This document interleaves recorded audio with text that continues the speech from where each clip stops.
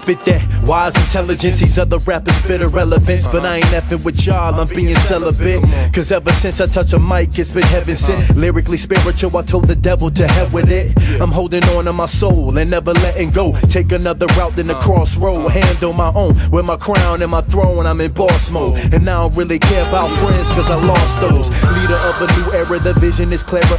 Before I go to the sheet, I'm looking in the mirror and starting with the man that I see in the reflection that's living in sin, but yet striving for perfection. This is 101 with the flesh versus the enemy. Demons think twice before they ever try to enter me and be the entity beyond to infinity. Say hello to the clear channel enemy. That's me. Welcome everybody to the Search Engine International. How you doing? How you doing? All right. Very nice show packed up for you tonight. I want to say greetings in the name of the Most High, Bashim, YASHAYA, Walk Wadash will walk. Alright, I want to welcome all the new listeners joining us from all over the world. We have some new listeners tuning in from as far as Cape Town, South Africa, as far as Australia, Darwin territory, up north. So the show is really getting out there, and we're seeing it grow. So thank you for all the without you this wouldn't be possible. All right, our guest tonight is Dr. Umar Johnson, and he'll be joining us in about 10 minutes, about just over 10 minutes. He'll be here. All right, I just wanted to make a few announcements for you. We're pleased to let you know that the GOCC network is up and running. We have 6 members so far. There we have Organo Gold, organic coffee distributors. Also we have Save Gas and Money.info, a money saving fuel product. We also have Just Everything Natural, 100% natural body care products. We also have custom designs by Sister Riri, custom made Bible covers, meat trees, and more. And also the latest addition to the GOCC network is Moreno Studios, professional photography and video services, and also Truths Oils, affordable healthy oils, soaps, and lotions. All of which you can find on the GOC website. That is www.gatheringofchrist.org. That is www.gatheringofchrist.org. If you've not been to check it out, please go. You can go and find it under the GOC network section, subheading businesses. If you or anyone would like to join, or if you know anyone would like to join, or just find out more information on it, just send an email to goccnet@aol.com. All right, that is goccnet@aol.com. All right, and Elder Rakai is in the studio with us as well. But before we go over to him, let me just play this quick track here, and we'll see you on the next side of this. All right, and this is a track I found a few days ago. Really like it. Tell me what you think. All right, you are listening to the Search Engine International. I'm your host, Brother Gocc. All right, Elder Rakai is here with us in queue. Let me go over to him. Hello. Shalom, brother. Shalom, Elder. How are you doing? I'm doing well. All praise be to the Most High. Doing well. Bless, man, bless. All right. Well, our guest is gonna be in studios with us in just under 10 minutes. So while we wait for him, I was wondering if you had any announcements you'd like to make, anything you'd like to add before he gets here. Okay, first of all, I would like to give all praises to the Most High in the name of YASHAYA, and say hello to the brothers and sisters worldwide. And I hope to have tonight an informative show, along with bringing forth some poignant points that can actually bring our brethren together, regardless of background. And today we have the brother, Umar Johnson, Dr. Umar Johnson on, correct? Yes, Dr. Johnson. Yes, and it's a blessing to have him on. Brothers and sisters have sent mail and suggested that we have the brother on for a while, and so I'm glad he's on to bring his the ideas that the Spirit have moved him to bring forth. And I think that this is a step in the right direction as far as conversation. And I guess the conversation today, or basically him coming on, bringing forth his ideas and what's the foundation of his ideas. And I heard the brother is starting up a school over there in the United States, so we're going to hear the insight of that and what he hoped to achieve with that. But the key point that I hope we get from this is, how is it we, a people from the same bloodline, have suffered the same atrocities? How is it we cannot come together on one accord with one ideology? What is stopping us? And what is the ideology, if not the Bible, we should come under? So I hope to get some insight on what is perspective on that. So that's just, that's getting the mountain for the beginning of the show or the conversation we'll have in a few moments, probably about 8 to 10 minutes from now. If you ask me what's going on, as far as the church is concerned, a lot of positivity. Yes. I spoke to Elder Gabar, yourself. We have Gabar in California, who's being established as an elder there, and uniformity and us coming together, having the brothers and sisters in white all over the earth, and having one doctrine, one understanding, and no level of separation or fragment amongst the church worldwide is our emphasis. So I thank the Most High for the participation, your participation, and brothers worldwide in getting this together. So that's what's going on there.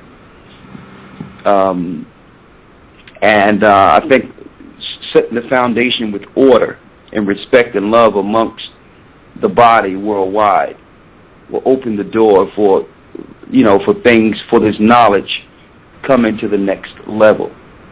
So, and I think, matter of fact, I know the Most High will bless it, and brothers and sisters will soon come together in droves concerning the truth. So we just have to prepare ourselves for that mass awakening that will soon happen.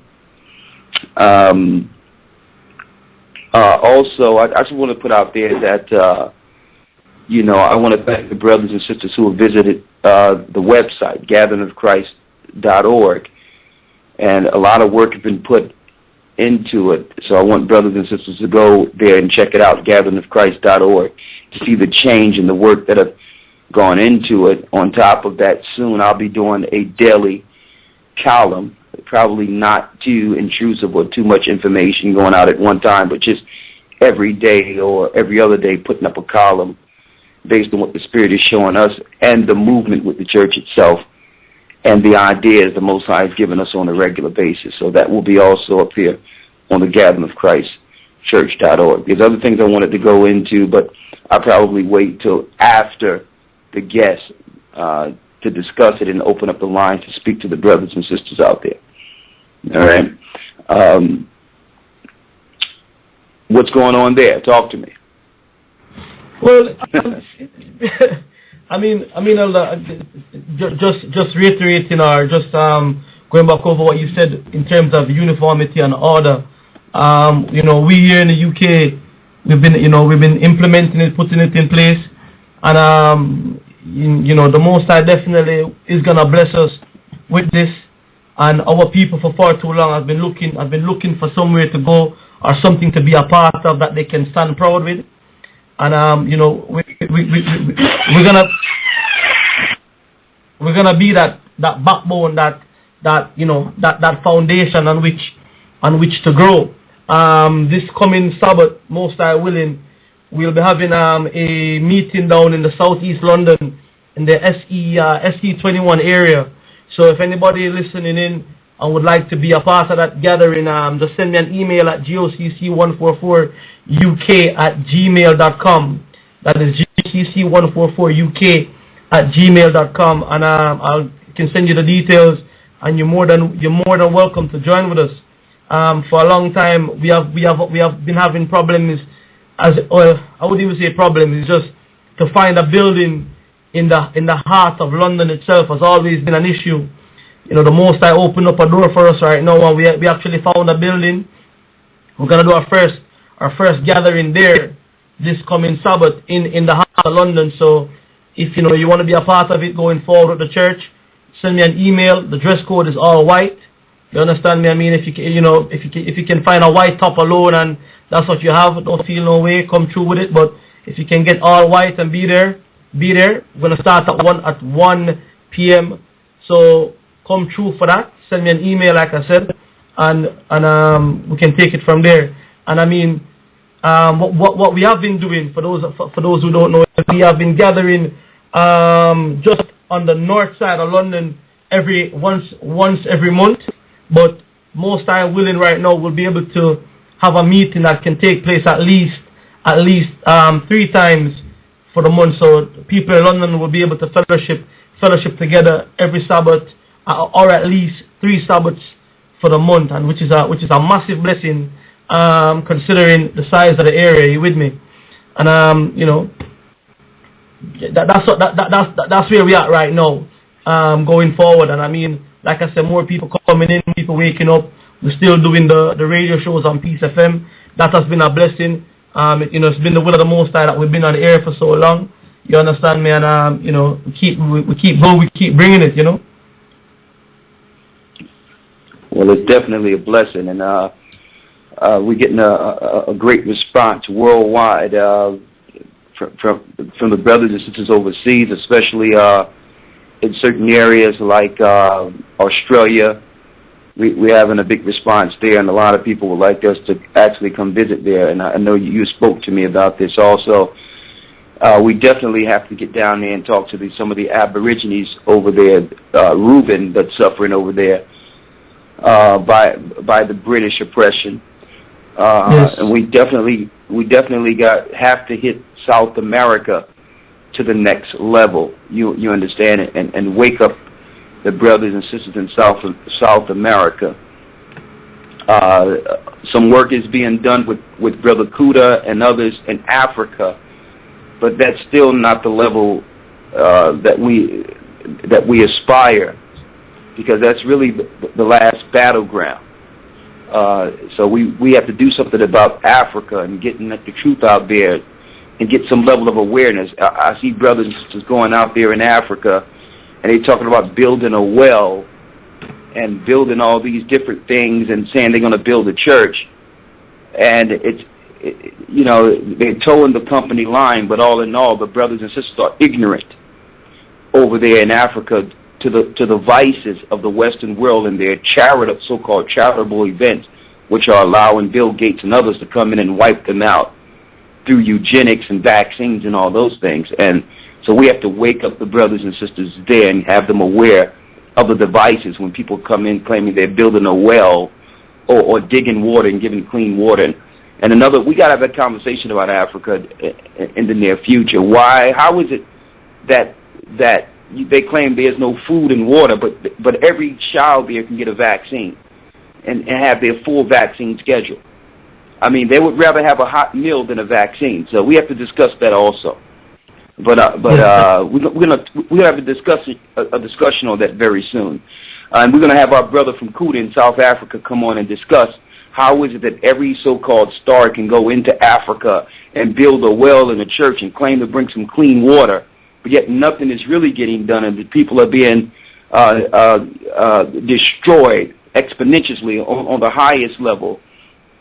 It's like these charities are sheep's and wolves' clothing. So we need that discussion too. But without any further ado, I just want to say shalom to all the brothers and sisters. Hello, worldwide. It only means peace. And I'm going to turn it over to you, Gocc, and I'm sure we're going to have a nice show today. I think our guest is now available to us in the queue at this time, right? Yes, he is. All right, everyone. Okay. If you are just joining us, you're locked into the Search Engine International. I'm your host, Brother Gaja. With me is Elder Rakar. All right, our guest tonight is Dr. Umar Johnson, who is with us here in the studios. Hello, shalom. Hello, Dr. Johnson. Shalom, my brother. Good afternoon. Thanks for having me on the show.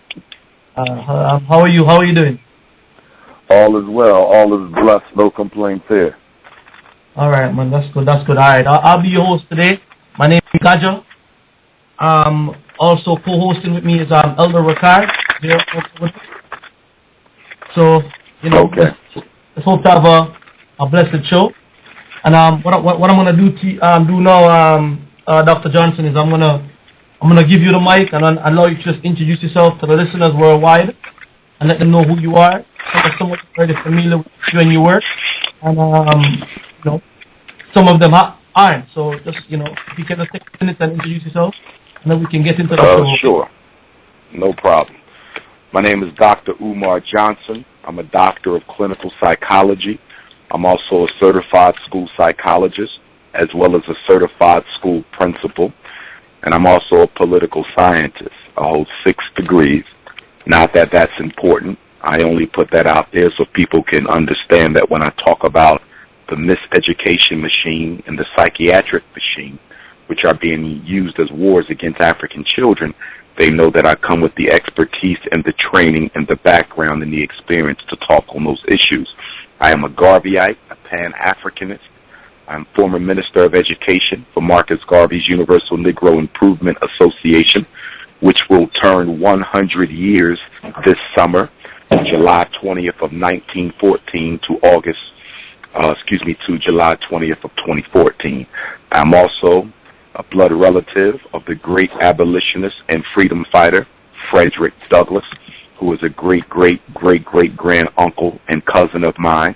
I am author of the best-selling book, Psychoacademic Holocaust, the Special Education and ADHD Wars Against Black Boys, which can be obtained on my website, drumarjohnson.com. I am also in the middle of a crusade to build a Pan-African school district for our children, the Frederick Douglass and Marcus Garvey RBG International Leadership Academy. And at this time, we're trying to acquire the historic St. Paul's College in Lawrenceville, Virginia. It is a historically black college that shut down last year, and we're trying to purchase that college for a sum of $5 million, and I have until August the 21st to do that. And so I'm hoping that during the course of this show, I have an opportunity to give the listening audience the mailing address to which they can send their check or money order donation to try to help us keep that historically black college in black hands, and also so that we can transform it into the school of the future that our children so desperately need. And the last thing I would say is that I'm the most requested speaker in the country at present and have been for the past 3.5 years. Although I'm not a bourgeois and you don't see me on television, no one gets requested to teach our people the truth more than Dr. Umar Johnson.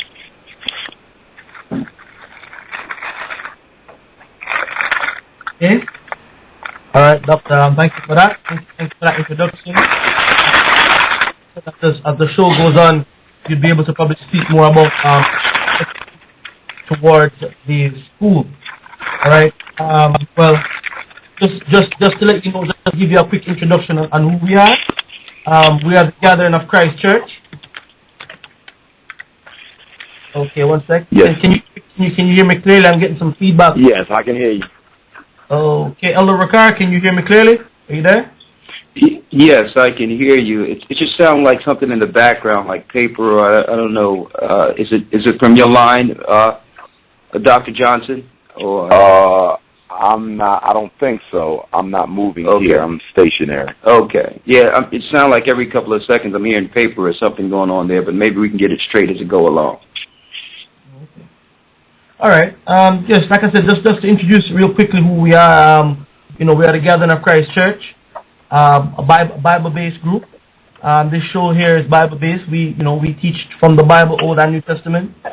And I just wanted to ask some questions to you and just hear your thoughts on some of these questions.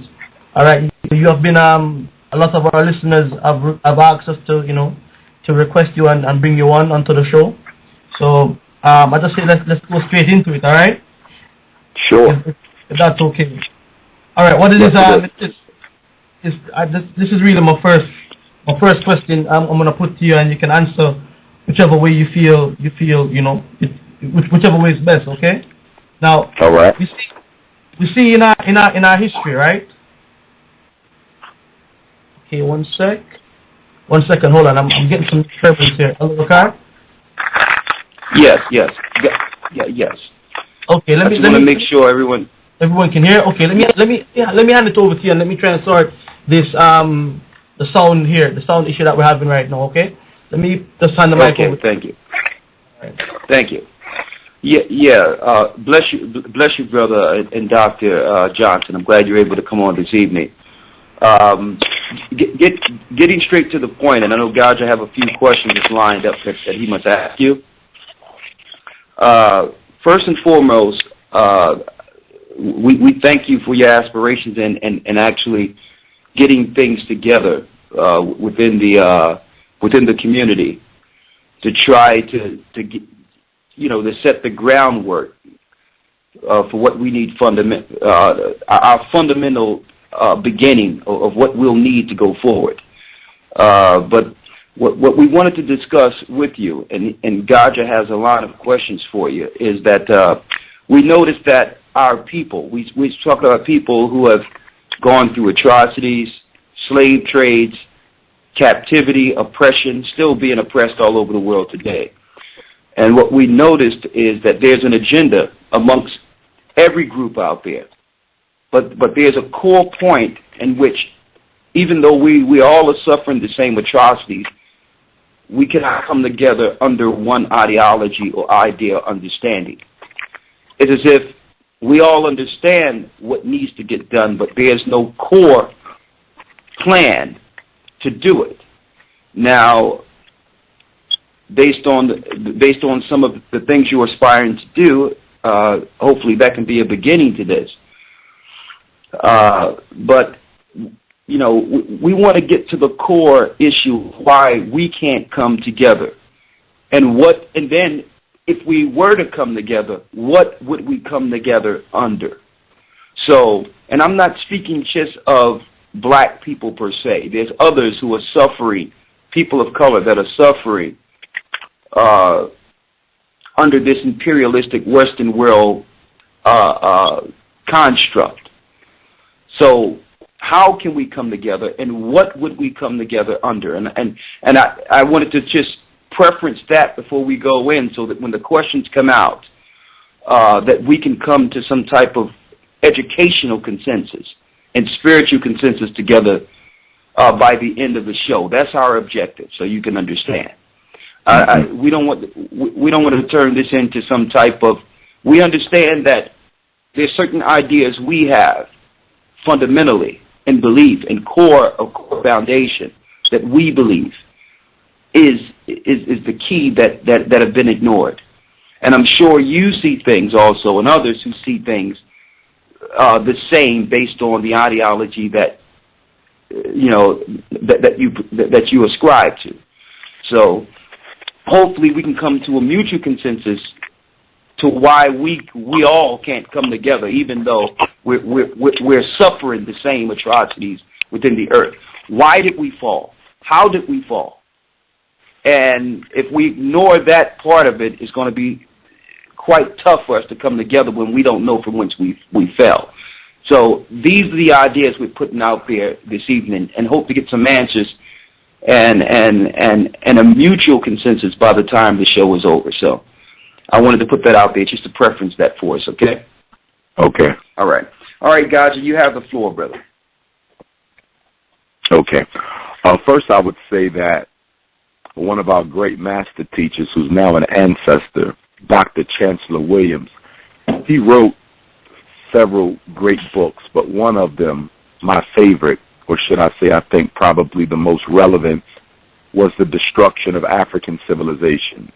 And in the early pages of that book, he lays out in very plain language that the self-hatred that we as African people have for one another predates the European invasion into Africa, which is to say that we have always had an issue of getting along with each other, which allowed other outside forces to come in amongst us and disrupt our plans and our culture and our society.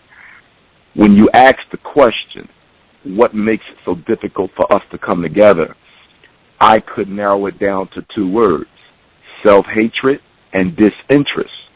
The Honorable Marcus Messiah Garvey said that African people were cursed with petty differences. He said if we didn't have a reason to fight, we would invent one.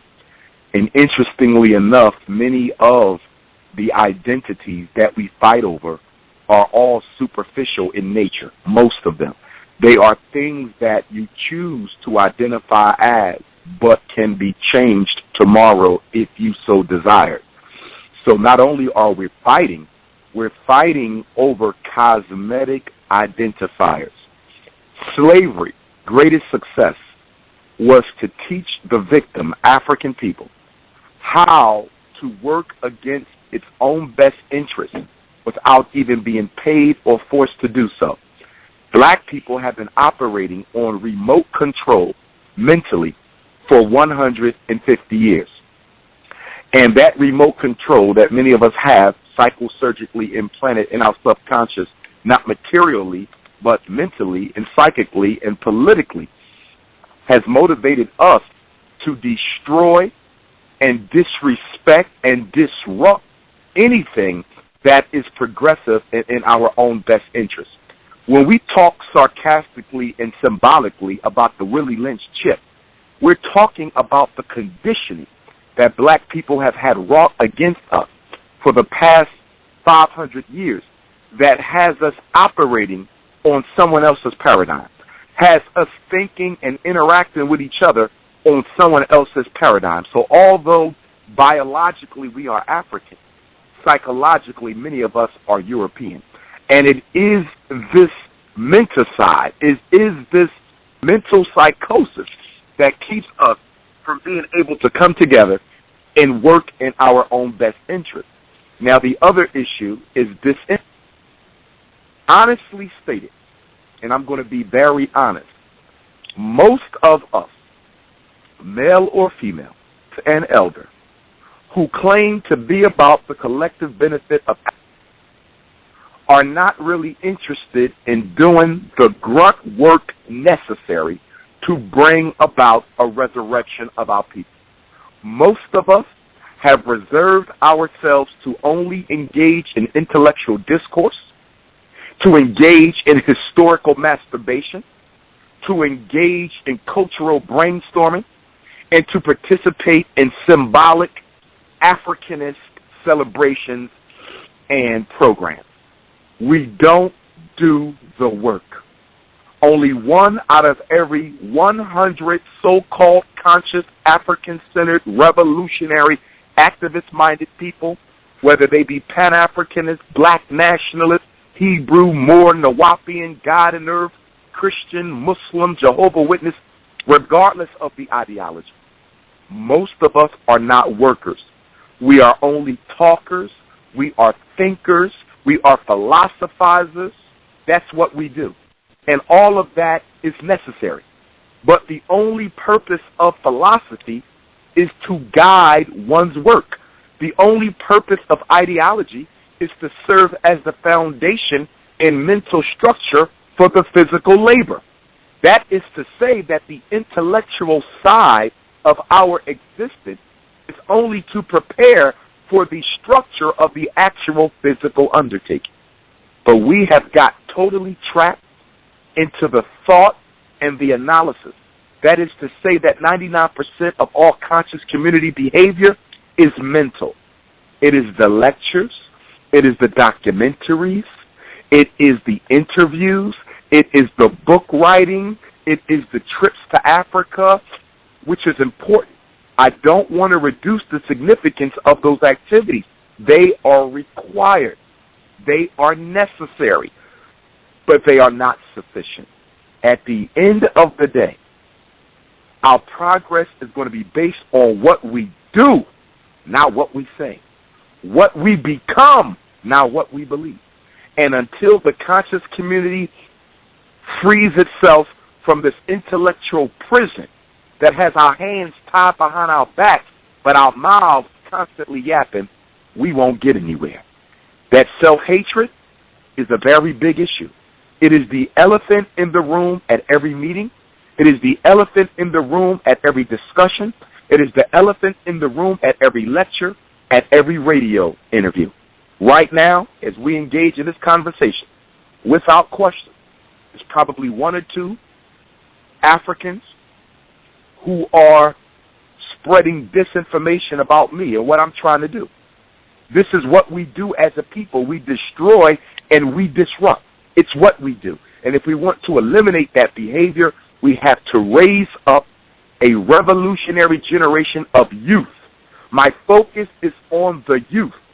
The adults, some of them can be reclaimed, some of them can be rehabilitated. But as a psychologist, I'm telling you that it is wishful thinking to believe that we can save every last adult African. Many of our people have been brainwashed beyond a point of resurrection. Many of our people have been infected with the worst degree of self-hatred possible and are, as a result of that, no good to anybody. So we have to find all the salvageable adults that we can find, but we have to focus on the youth.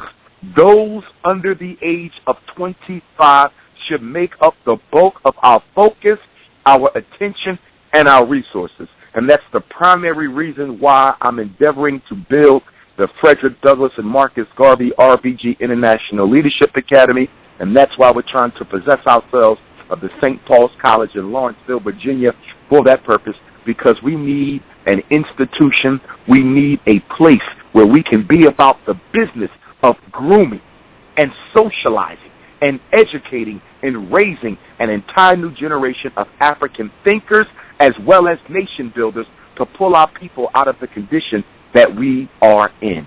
Operational unity, my brothers. Operational unity is the buzzword. We don't all have to be under the same ideological umbrellas. We don't. I can organize with a brother from the Nation of Islam. I was just with the Nation of Islam in Boston.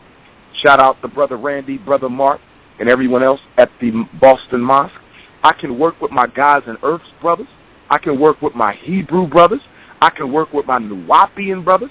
I can work with my Asor Aset brothers.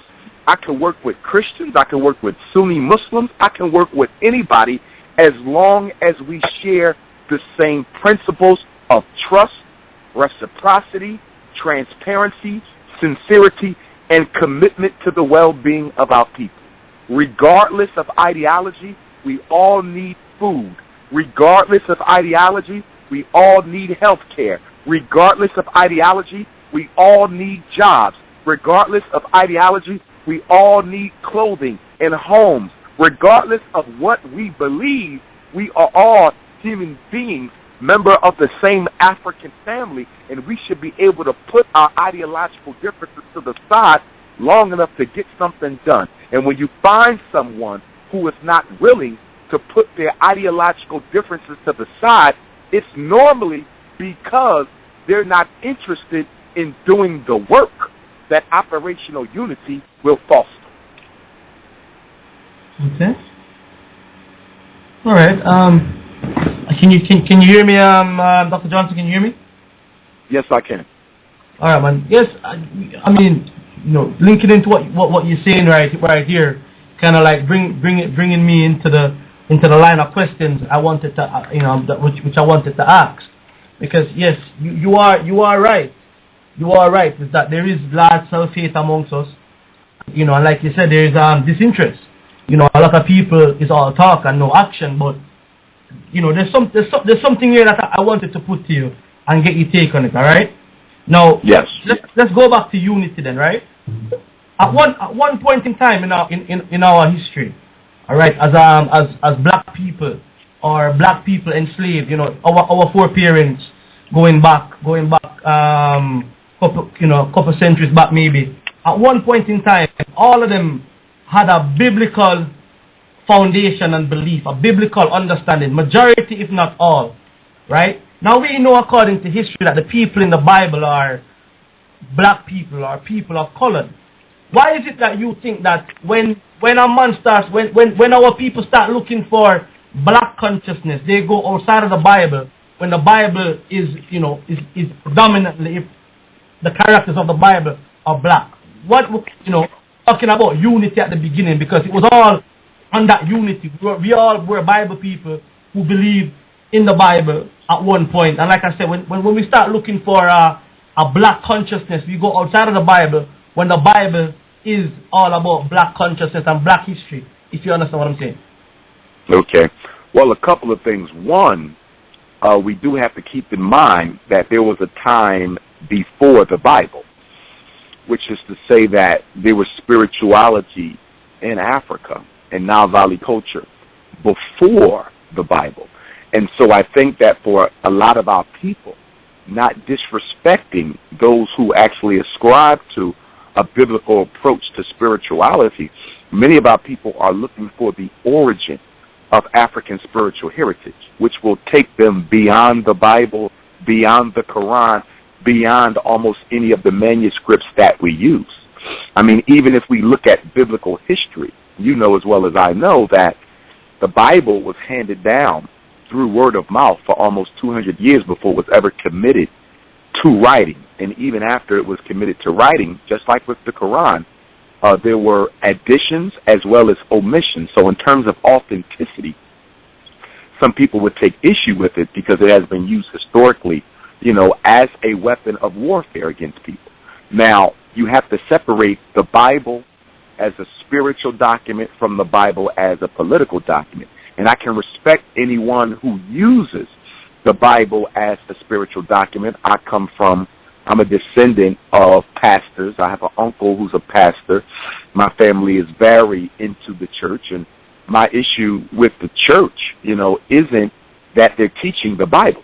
It's how you use those lessons and how those lessons can be used to brainwashing African people into not organizing with people who are not Christian, into making them believe that they have to love their oppressor, into making them, you know, believe that God is going to solve their problems for them, even if they don't do anything on their own. Now, I know that this is not fundamental to the message that was taught by Yeshua the Christ, but I think in honesty, when we discuss any religion, although we can free it from the negative uses for which it was employed, we have to also be sensitive to the fact that a lot of people take issue with organized religion, because organized religion has never been a blessing to African people. If we look purely at the historical, we would probably have to conclude that the Bible as well as the Quran have caused more problems for us politically than they have saved us from. Now, of course, again, you separate that from the use of the religion and what it actually teaches. So if you go by what the Bible actually teaches, how could it have ever been used as a political document or as a political weapon? Well, that's something that people who belong to the religions have to clean up. So, for example, I was raised Muslim, Sunni Muslim, here in Philadelphia. Well, as I began to study the history of Islam, I began to see how Islam was used as a weapon against black people then and used as a weapon of black people now. For example, in Philadelphia, which has the largest per capita Muslim population of African descent. There's more Africans and African American Muslims in Philadelphia per capita than any other place in America. But black people are no better off in Philadelphia than anywhere else. So if you have all these Muslims, how do you explain so much crime? How do you explain so much miseducation? How do you explain the unemployment rate? How do you explain the black-on-black homicide rate with a city that is probably the only city that can argue that they have more Muslims than they have Christians? It's because these religions often function as cliques, as secret societies who are not interested in the condition of anyone outside of their belief culture. And that is my problem with religion, is that it is exclusive. The average church is only worried about people who go to it. The average masjid is only worried about people who go to it.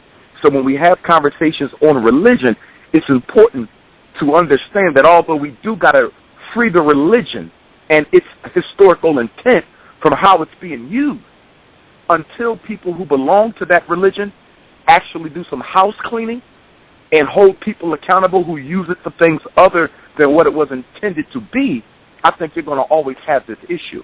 Now, the last thing I would say is I don't think you have to be about the Bible to have a relationship with the Most High God. I think you can, but I think you also cannot. And if you are going to use a religious text as your gateway to God consciousness, I think you have to be very careful not to allow anything you're taught, not necessarily by the Bible, but by the Bible community. Not necessarily by the Quran, but by the Muslim community. You have to make sure that you don't get brainwashed into being against the best interests of your people. For example, when we opened up, the other brother who's on the show with us mentioned about what are we going to do to bring people together under one umbrella. And he said it's not just about black people. Now, for me, it is only about black people. I am not against anyone else, but I am totally 100% unapologetically African, and I am only concerned at this point in history with the African predicament because we are the worst off. And one of the things we have to stop doing, and a lot of this comes from religion, is being made to feel like we're doing something wrong for being for our people before we are for anyone else. If we don't give ourselves the attention, and if we don't give ourselves the concentration, and if we don't give ourselves the focus that we are entitled to, we will never come to a solution that's going to be amicable for the problems that affect African people. Now, some people have trouble accepting the unapologetically program that I stand for, the Race First program that was taught by the Honorable Marcus Messiah Garvey. But a lot of that is because of religious conditioning and confusion. In the church and in the mosque, you have to love everybody. You have to be for everybody. Well, guess what? The Chinese man might be a Christian, but he's concerned about Chinese Christians, not black ones. The Arab might be a Muslim, but he's concerned about Arab Muslims, not black ones. Even within the religions, there is racism. Religions are just as political as anything else, and we cannot be so blind as to not understand that, because the weapons that are being used against us include this colorblind, love everybody under the sun religious propaganda that is brainwashing black people away from holding themselves and their people as the number one priority in their lives. Oh, okay, brother. This Ricard that was on earlier with you? Yes. Okay. And we respect your ideas and the things that you're bringing forth, and I agree with many of your points. But what we were trying to do, instead of just being scattered, knowing that we under limited time, so that we can actually keep things within a parameter, we formulated some questions so that we can actually get to the bottom of issues of why we don't deal with certain things, and we preference those things to one idea at a time. All due respect to you, because I know you're dealing with a lot of information there, but one of the issues is that we have so many talking points and so many things that we bring forth within one question or conversation that we can't come on one accord to the one key thing that we ask. And I was saying that because we bring others on, too, with the same thing. Like, when Elder Gaja and Brother Gaja asked the question about the Bible, going back there. Now, what people do religiously, that's their issue. Okay? If people have the wrong intent, they have to deal with their God or the Creator on that. You understand? But but the question was asked, and I think it was a very key question, the fact that the people of the Bible are black. Now, regardless of what the white man used and did, the question was preference to, if we were all believing in the Bible and the characters of the Bible are black, why is it those that deal with African teachings go outside the Bible? And a few things you said here was, one of the first examples you gave, brother, was that that there was other things before the Bible that our people were dealing with that predates the Bible. But so that we can bring this back around, if those things were positive for us and we were operating righteously in those particular things, and I'm sure you're going to bring a few of those forth outside the Bible, then how did we fall? Like, what was we following before the Bible? If we're going to say that, okay, move the Bible to the side based on what organized religions do and all that, if people have the wrong intentions on doing things, they're going to do it regardless of what. But we just, starting off just strictly with the Bible, we wanted to ask, why did we, as a people, walk away from the Bible? Not what the white man is teaching and not what the religions are bringing forth. Because when I see the Bible and read the Bible, it's clear in principle. It has nothing to do with what the white man religions are doing. It's clear concerning our fall and how we feel as a people. And it points out the white man who've done things against the black characters in the Bible. So what I'm asking you is 2 points. Why is it that we go outside the Bible? And if there was something before the Bible, we're giving you the floor to tell us what it was. What was it? What was the... let me make it short so that we don't go around. Let me make sure we get the answer that we're looking for here. When I go to the Bible, I see laws, statutes, commandments, do's and don'ts. I see a judgment for what happens if you don't follow certain laws. Homosexuality and lying, stealing, killing, adultery. All the things that the universal law says we shouldn't do is actually in the Bible. So the same way I can go to the Bible and point to that and say, well, don't do that, don't do that, don't do that. What was we using before the Bible? What was our constitution? What was our religion? So what we're doing now is, since you have the floor as a doctor and giving us key information on how we should come together, now we're going into the Constitution or the history of what we were dealing with before there was a Bible. So we need you to actually move the Bible out of the way for us real quick and take us back to that religion that we were following in Africa. Take us back to our law. And what was the name of it? And give us that real quick, if you may. Okay. Well, first of all, I would say that I did answer the question, and I didn't go around it. Second, I would say that it's important to understand that there's no law in the Bible that was not there before the Bible. From an African cultural historical perspective, the Bible is a plagiarized book because nothing in it is original. It's simply borrowed from the spiritual cosmology that predated it. If you look at the laws of Moses, the 10 Commandments, those were borrowed, okay, from more than 142 positive confessions that come out of the Nile Valley spiritual code. So it's not to negate anything in the Bible, but to understand that the Bible is nothing more than a composite of pieces, okay, of spiritual doctrine that predated it. As far as what the religion was called, it's important to understand that really calling spiritual consciousness from an African context religion is inappropriate because technically we had no religions. We had spiritual culture.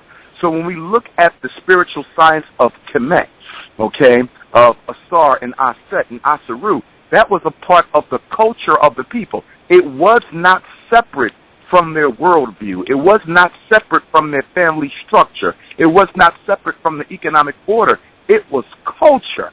So there was never a separate religion. So when you're born into the culture. You don't have to get baptized. You don't have to take a shahada. It is just a part of who the people were. And now keep in mind now, when you look at the chronology of the Bible or Jesus Christ, you're looking at 2014 years ago. Okay, that is really very late in human history. So my issue would be, why would you need something so new when you already had so much rich cultural heritage that predated that? In terms of the text, if you're looking at, the text, the book of coming forth by day and by night, the teachings of Ptah-hotep, and of course, we know that many of the libraries in Nile Valley culture were burned, but a lot of those texts did survive. And if you were to collect all of the surviving texts upon which ancient African spirituality was based, you would end up with a collection of literature that is much more larger and much more vast than the Bible itself. You have the 4 Gospels, and then, of course, you got the Old Testament, but that is very small compared to the text available from which it was borrowed. So the issue is not to say that the information in the Bible is incorrect. Much of it is correct. There's also a lot of incorrections, too. So, for example, in the Old Testament, in some certain translations of the Bible, it talks of the Jews having built the pyramids. Well, that's impossible because the pyramids were built, before there was Jews on the planet. So it's important that we understand that although spiritually the book may have some very good, useful teachings in it. I have Bibles at home. I read the Bible from time to time, because some of the fables in the Bible really do hit at some spiritual truths. I even use it in psychotherapy because it's very effective. But again, my premise in answering the question would be, as many other Africans would ask, why do you need the Bible if you have the sources from which the Bible came? Whether we're looking at spirituality in Ethiopia, whether we're looking at spirituality in the Sudan, whether we're looking at it in the Dogon, whether we look at it in South Africa, a very rich spiritual tradition, research which shows is almost as old, if not older, than the spiritual tradition of Nile Valley culture. Me, myself, I study the system of Ifa coming out of the Yoruba of West Africa. But I guess, let me say it this way. Your relationship with the Most High God is not predicated upon you accepting anybody's version of reality, nor is it predicated upon you believing in any type of fairy tales or stories or historical chronologies whatsoever. So, for example, if I'm trying to build a relationship with the Most High God, first of all, I don't have to be taught morality. Morality is put in your soul when you come into this world. An aspect of God is within you. That's the God within. As Jesus said, the temple of God is within. That's within you. Morality is in you. You know when you're doing right, and you know when you're doing wrong. You don't necessarily have to be taught that. That is a basic human attribute. But in building a relationship with God consciousness, I don't need to believe that Jesus was the Son of God. And I don't not need to believe it. I don't need to believe in Abraham. I don't need to believe in Muhammad. I don't need to believe in Moses. I don't need to believe in the parting of the Red Sea. Your relationship with God is a spiritual process. It has nothing to do with intellectual acceptance of historical narratives. So as a critique of organized religion, and this is my position, one of the weaknesses of it, one of the criticisms I would have, and I say organized religion because I'm not singling out the church, this goes for any organized religion, is that it teaches people that they have to believe in stories that don't have anything to do with their current reality as a prerequisite to building a relationship with God. So I have to believe Muhammad was God's prophet before I can begin to build a relationship with the Most High. I have to believe that Jesus Christ died on a cross for my sins before I have to build a relationship with God. And I'm saying that is false, that is inaccurate. Whether it's historically correct or not is irrelevant. So So some people would get into an argument on whether Muhammad was a prophet or whether Jesus was the Son of God. For me, that discussion is irrelevant, because whether he was the Son of God or not, whether he died on the cross for my sins or not, that, from a spiritual context, doesn't help me build a relationship with the Most High. I'm going to have to do that on my own, through prayer, through fasting, through meditation, and through contemplation of spiritual texts that personally resonate with me. So for me, I would have to say that we don't need the Bible to build a relationship with God. And I would also say that although I'm understanding where you brothers are coming from, I think also y'all have a responsibility of making sure the religion you belong to is cleansed of any of the political dirt that is heaped upon it, because people who ascribe to it are injecting teachings that are not necessarily in the best interest of African people. See, my goal is to resurrect my people. Let me finish my statement. Let me finish. Can I finish my statement, my brother? I'm gonna let you finish, but you go on to... Give me 5 seconds, my brother. My brother, I'll give you 5 seconds, but I'm going to stop. Can I have 5 seconds? Go ahead. We're wasting 5 seconds now. I was going to say that my goal is to resurrect African people, not force the Bible down their throats. Okay. Are you finished? For the moment. Okay. What we're trying to do, getting back to the original premise that we were speaking of, we're trying to preference things and go directly and answer direct scenarios based on the question. And the reason we have to do this, you understand, is because of time restraint. So I'm just asking you to be mindful of the time constraint, the fact that we do have a program that has certain minutes, so that we can keep things preference to what we're asking, it would be highly appreciated. I understand that, but the brother said you guys go on until 9 o'clock, and if we can't finish the conversation, I'll be more than willing to pick it up at another time. But I'm very responsible for the people listening to the show, and I don't want to shortchange them by not giving a full answer to the question being asked. Brother, let me speak real quick, because I think that what we're dealing with here speaks to why we can't come together. Why our people, we talk about the things of coming together, but when you put the discussions on the table and say, well, let's just deal with this for one moment. Now, the example I'm giving you, brother, is that we don't really want to discuss what you don't believe in the Bible. You understand? Because I understand. Maybe you shouldn't ask questions about it then. Okay. I don't have a problem with that. Maybe we shouldn't be talking about the Bible, but you're not going to unify people around the book that has historically oppressed them. Hey, brother, I'm not trying to be argumentative here. We're not arguing. We're having a conversation. Okay. Well, if we're going to have a conversation, you have to let me speak, then I'll let you speak. Okay? Now, going back to the original question so that we can actually get to what we need as a people to come together. I just want to correct one thing that you spoke of concerning the Bible, because maybe you didn't know that was incorrect. There's nothing in the Bible that says that the Jews built the pyramids. That's not in the Bible. That's not true. In certain early editions of the Bible, and this is a fact because I even have one in my own possession, it does say the Jews built the pyramid. Now, there's more than 325 different versions of the Bible. So your version might not say that, but there's versions that say it, and I own one. I own one of them. Okay. This is what we're going to do then, brother. Instead of us talking about the Bible, let's move on to something that's more productive for our people than religion, because that's not it. Brother, I'm going to ask you again, to be respectful. All right? I'm going to ask you. Being respectful, but when you make a statement, you're going to correct something that I said, which you're not correcting, because what I said was not incorrect. Brother, all you can give is your opinion, but you can't correct me. Brother, if you want to be argumentative.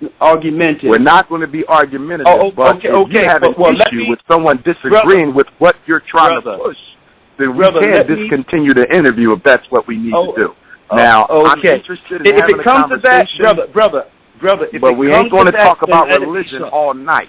I'm done with religion. Can we talk about things that are more progressive? I don't want to have a conversation about the Bible. That's not where we are.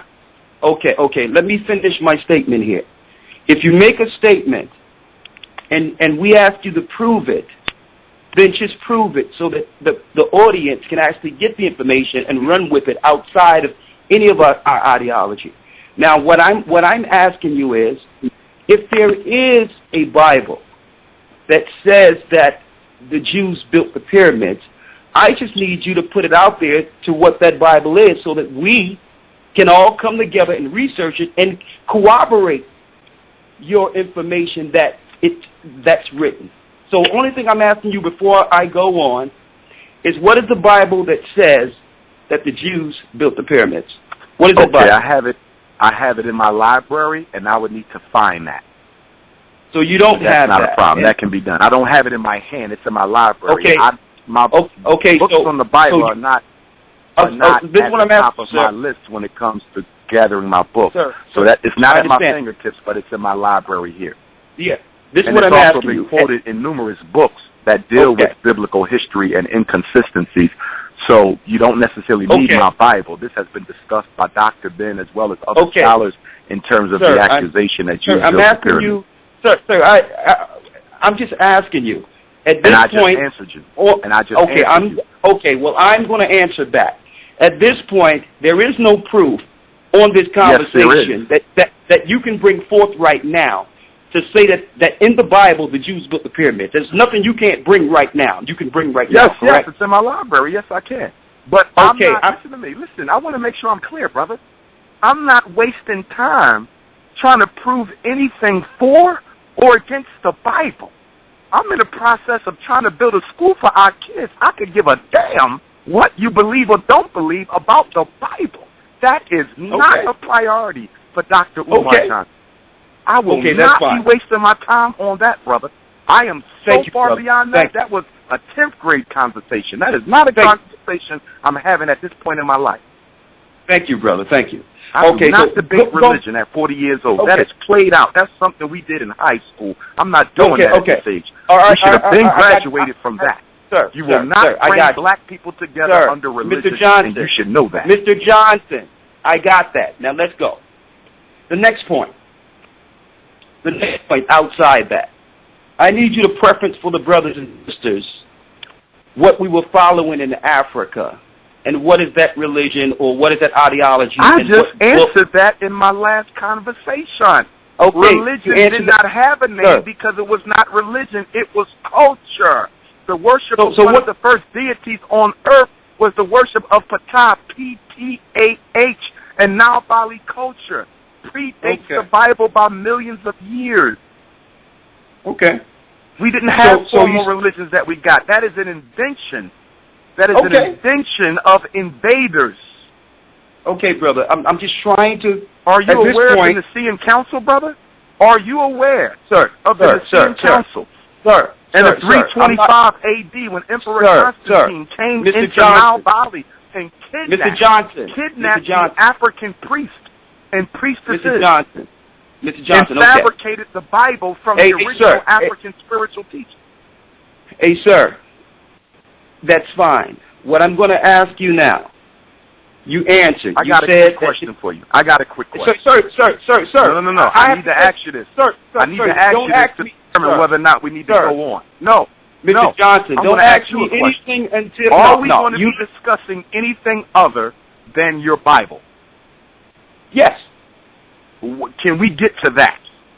I'm not interested in religious conversations, brother. I'm really not. Sir. I'm going to say something. Is that good?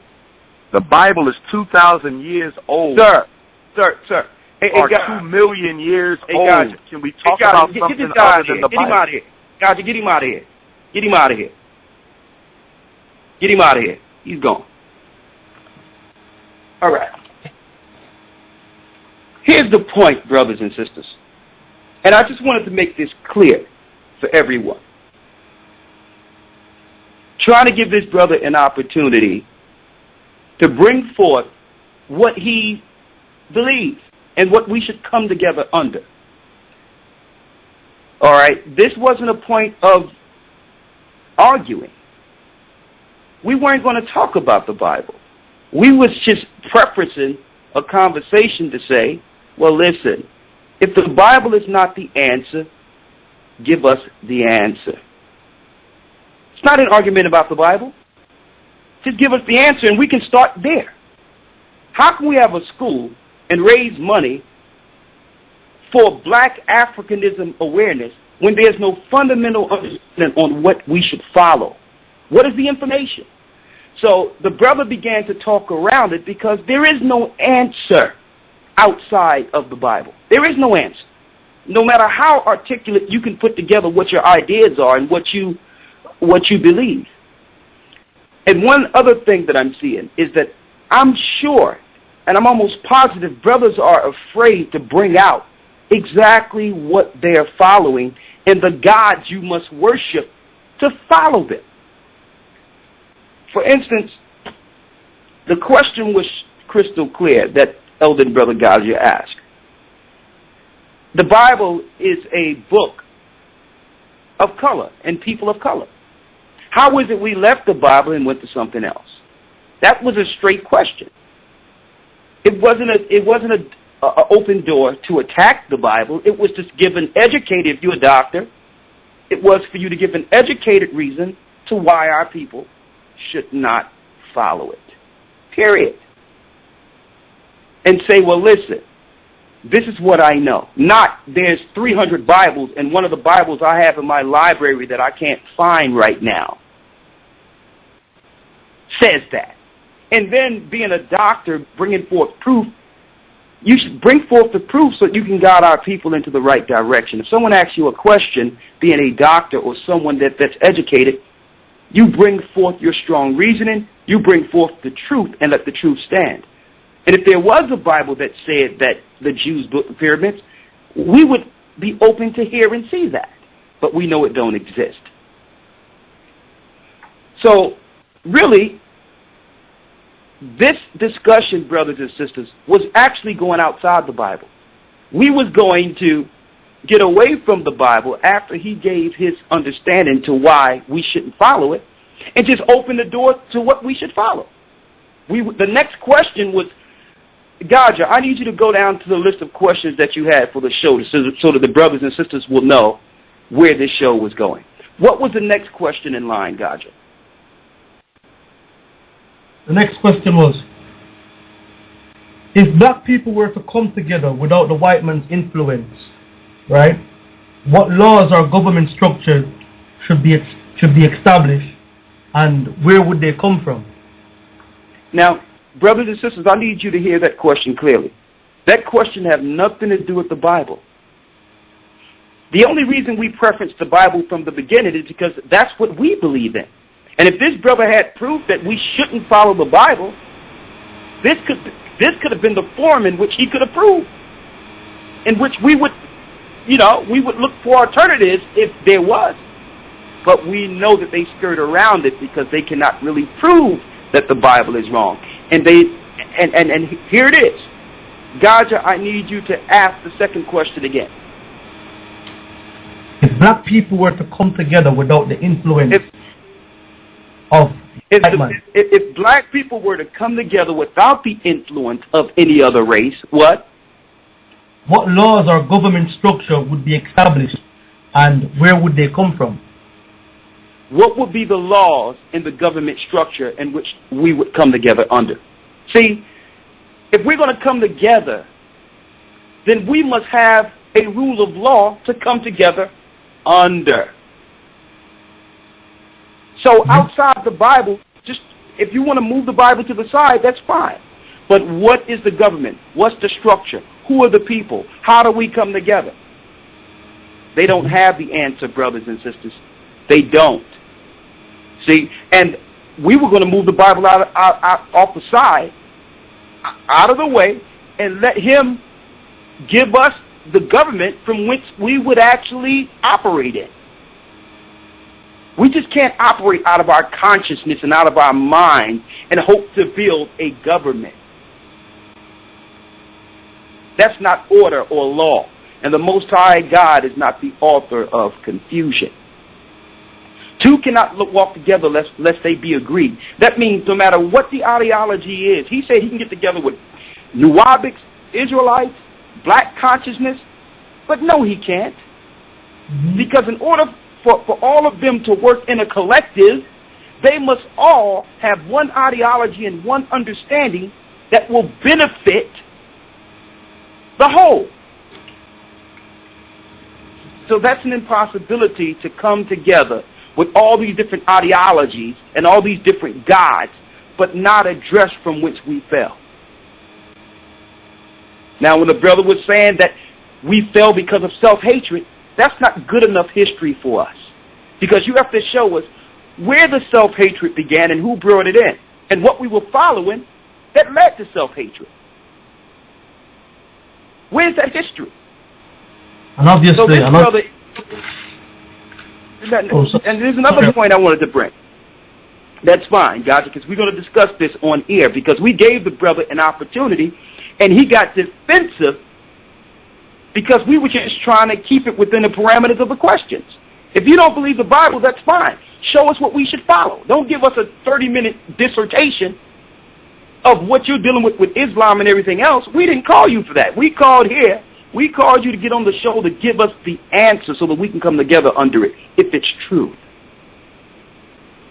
Not to skirt and scatter and go all around the place, and not give an idea that we can all grasp together on this show today and come together going forward. That was my hope.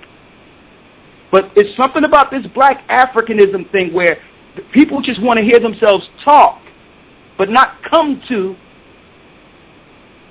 the root issues concerning us as a people, and not address the fact that the Bible gives the only answer that makes sense. And when I say that, the Bible tells us what would happen if we broke the law.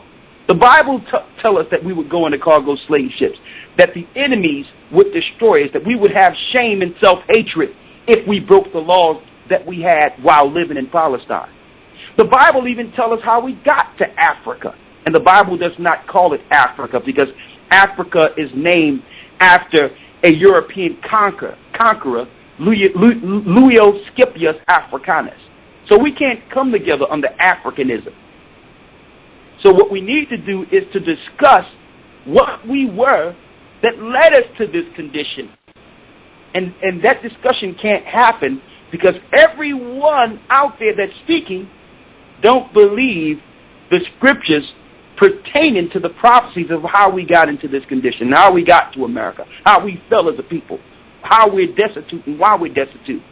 Now, Gocc, I need you to preference to put out there what was the third question to this brother that we had, that you had there. Then the third question is,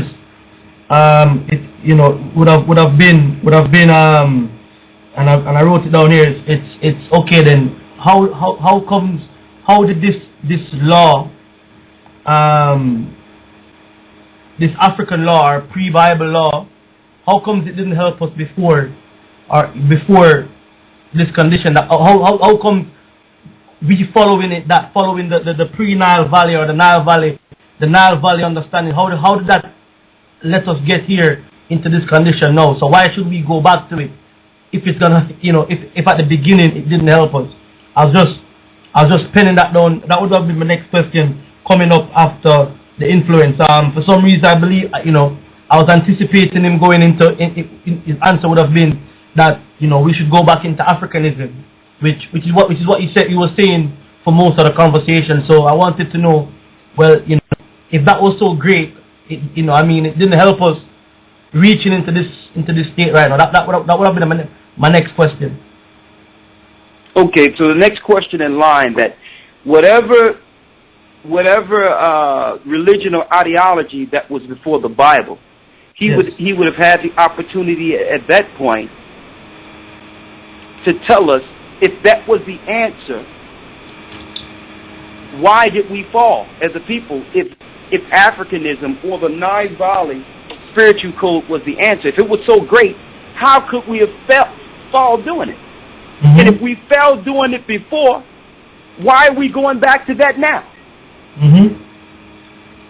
You understand? So everyone want to talk about Africa and getting back the African consciousness, when obviously whatever we had with that African consciousness we fell from. So the point is, so here's the point. Here's the point. No matter who we bring on here, we will never come together as a people if we don't. If number one, we cannot have a righteous discussion without total defensiveness in arguing. If someone asks a question, answer the question the best of your ability, according to fact, so that if what we're dealing with is wrong, we can check it off as wrong. And now that has brought us closer together. If someone come on here and prove to us that the Bible is wrong, we're open to hear that if you're bringing proof that's true. And then from that point, I can say, you know what, brother? I'm going to put down this Bible because you have something that we don't have.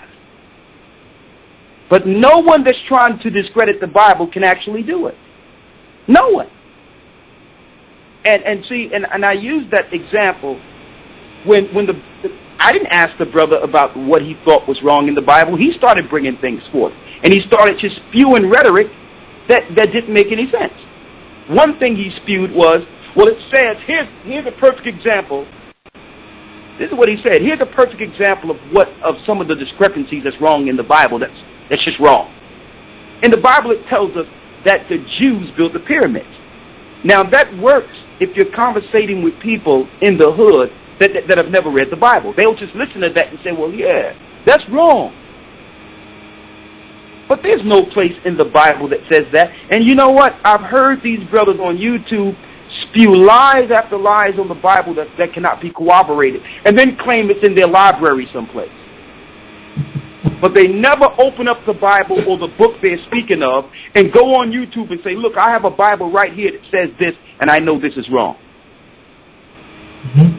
So this is why we can't come together, because the only book from which we can actually point to our fall, the whole black movement is ignoring. The whole black movement. We can't come together under Africanism. Let me tell you, if Africanism was the way, then shouldn't the strength of Africanism be in Africa itself? They're still there and can't come together. They're still there and destitute and destroyed. They need us, children of slaves that have been took from Africa, to come back to Africa to help Africa. So if Africa was the way, why can't they come together? They're still in Africa. Because Africa is not the answer. Africanism have never been the answer. The answer is going back from whence we fell. I want to read this out of Scripture, out of the Bible real quick, because this is what those that are dealing with Africanism have ignored. 2 Chronicles 7:14 read this clearly.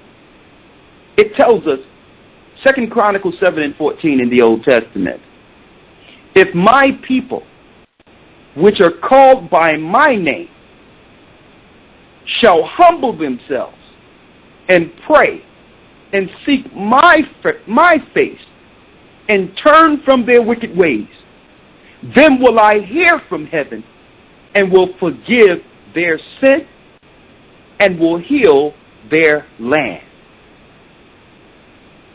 Now mine eyes shall be open and mine ears attent unto the prayer that is made in this place. Let me read this again. If my people which are called by my name shall humble themselves.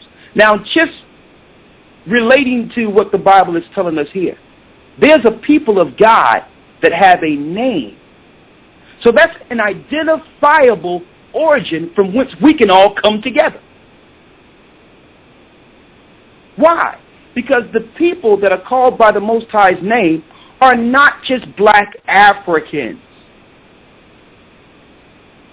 You can't tell me that the North American Indians who suffered atrocities and millions of them were killed don't have the same plight and don't have the same scenario that we have. You can't say that the Bliqua Taino Indians and others that have suffered by the hands of British imperialistic ideology and conquest don't have the same plight that we have. So the key thing in 2 Chronicles 7, it's telling us that, first of all, the people that are called by the Most High's name must humble themselves. We must realize we got in this condition based on our sins and our breaking of the law. And we must know who broke the law. We must know that we're the children of the people contained in the Bible. We must know that. Because now that's a point of reference in which we can come together and begin to pray together and talk about from which we fell and look at the laws in the Bible and come back to them.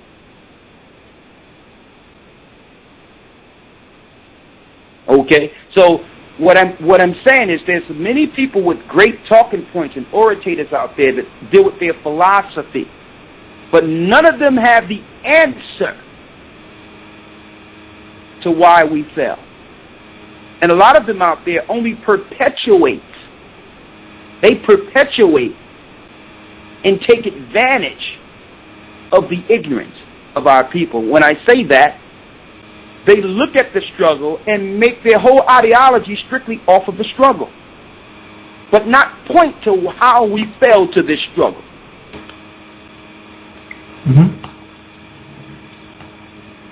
Okay? So really, the discussion, brothers and sisters, I'm going to tell you right now, wasn't the Bible at all. We just wanted to hear how is it that the people of the Bible are black and that cannot be disputed. Why can't we relate to the people in the Bible and look at them from whence they fell? Why can't we look at the Bible and say, well, okay, the Bible is a black book. Why can't we include that in our canon of black ideology? Now, if he would have had an answer to that, it would have been fine. Then we would have went to the next question. Well, outside the Bible, what should we follow? And I'm going to tell you, brothers and sisters, you will rarely hear them say what they follow because there's God connected to their religion. They claim it's not a religion, but then he said that one of the original deities that was followed in Africa predates the Bible. What deity is that? And if you're following a deity, isn't that a religion? So, but you see, also with that, elder, right, is that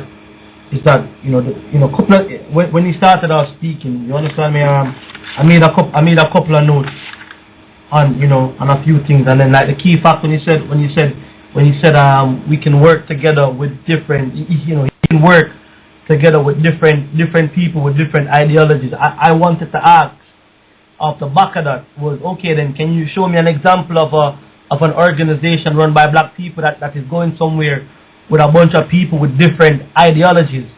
Now, when he was saying also about working, people who, there's a lot of talk but actual work, I can put my hand up and attest and show you that, well, all right, then listen, I have seen an establishment where black people have come together and everybody in this establishment have their own ideology and it has gone nowhere. And as somebody here who is trying to build underground, not just talking but actually gathering people, I see how hard it is even when people do believe the same thing, how hard it is to grow like that, never mind having 4 or 5 people within the midst who have a different agenda or different mindset. Now, anybody who says that they can do that, they can work with people of a different mind or a different understanding, has never really worked with anybody and achieved anything. You understand me? And yes. And the next point to that is, okay, then black people are the most spiritual or religious people on the planet. Our people, nobody go to church, nobody into religion like us, and his statistics proved it. He said in a place like in Philadelphia, there's more Muslims there than Christian, but yet still there's crime. So obviously religion plays a very big part with our people. Jamaica, the most churches per square mile.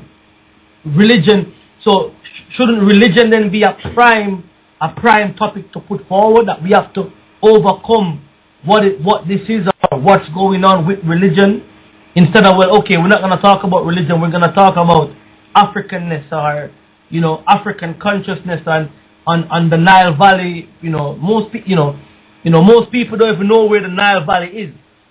You understand me? It's like you said, it's preying on ignorance.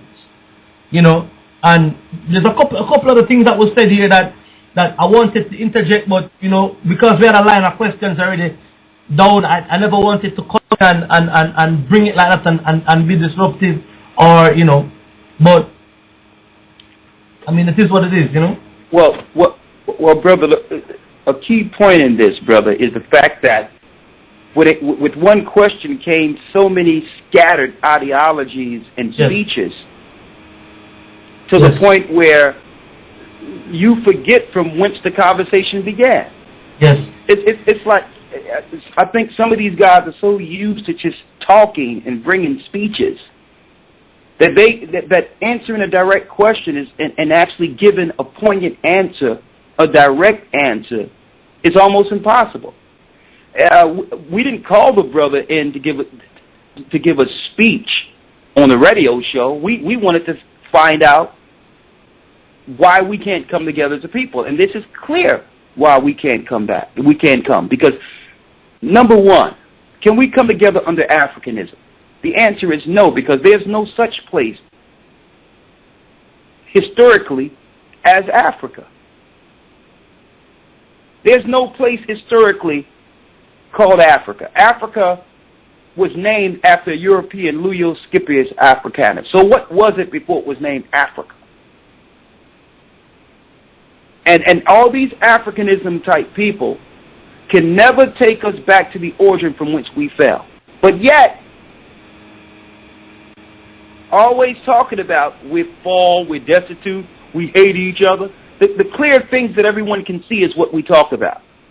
But they can't give us a date from which we fell. They can't show, here's an empire in which everything was going fine. And here is when someone came in and destroyed our empire. It's as if there's a distortion of history or a dark point of history that they can't address. They just can talk about, everyone can look at what is and talk about that. Who can't? It don't take much to look at our people and say, okay, there's self-hatred. There's we hate each other. Or we're this, we're that. We don't have no moral code. We don't have that. It's easy to point to something now and say what is. But how many of us can go back and point to from which we fell? And every time we get into these line of questions, they go nowhere, because I'm really starting to believe that these brothers haven't even went to the point from which we fell and don't even care about it. Or they're just ignorant to it altogether and are afraid that if they did go into the Bible and find it, that they would need to humble themselves under the Lord that put us in this condition. They are afraid, because after after totally destroying and trying to make the Bible out to be nothing, after years of smearing it, how can you now come back and say, you know what, I was wrong concerning this book. This book chronicles our fall and how we got into this condition, and it cannot be disputed. What would that do to your base if you were to come out and say that? After you've told the people that the book is a bunch of lies or plagiarized. And another thing I need to do, and we need to get someone, it's hard to get these African guys on here that won't just talk for 30 minutes straight, totally spewing some type of philosophy with no foundation and no, in which we cannot come to a consensus. It's very tough because they just talk. I would like to bring one on to say, well, listen, just give me the history. Listen, as a matter of fact, we need to get one on that don't even talk about the Bible and say, listen, give us the history of how we fell and who we were when we fell. How was it some people came into Africa and destroyed this great civilization? What was the religion we were dealing with that was so pure that led to our fall? You understand? They don't want to go there. They just want to discuss the ills they see now and use that as a talking point to heap souls to themselves so that others can hear them talk. That's not the answer. And I'm going to put it right now. I wouldn't send 5 cents to a school on some Pan-African madness that's going to totally distort the children 25 years and under. I'm going to put that right out there. Because coming together under black consciousness is not the key. How can you build in a country that will soon fall and will target the people there and utterly destroy them? So that's another example of some come upness that happens, taking full advantage of our scenario in the ghettos. So in return for our oppression, you get someone that arise from the ashes and collect $5 million to build a school that leads to nothing. And no one is coming back to our God. No one is coming back to the truth concerning the Bible. Those children will be more destroyed going to that school than they are right now, because it will lead them to following demonic African deities.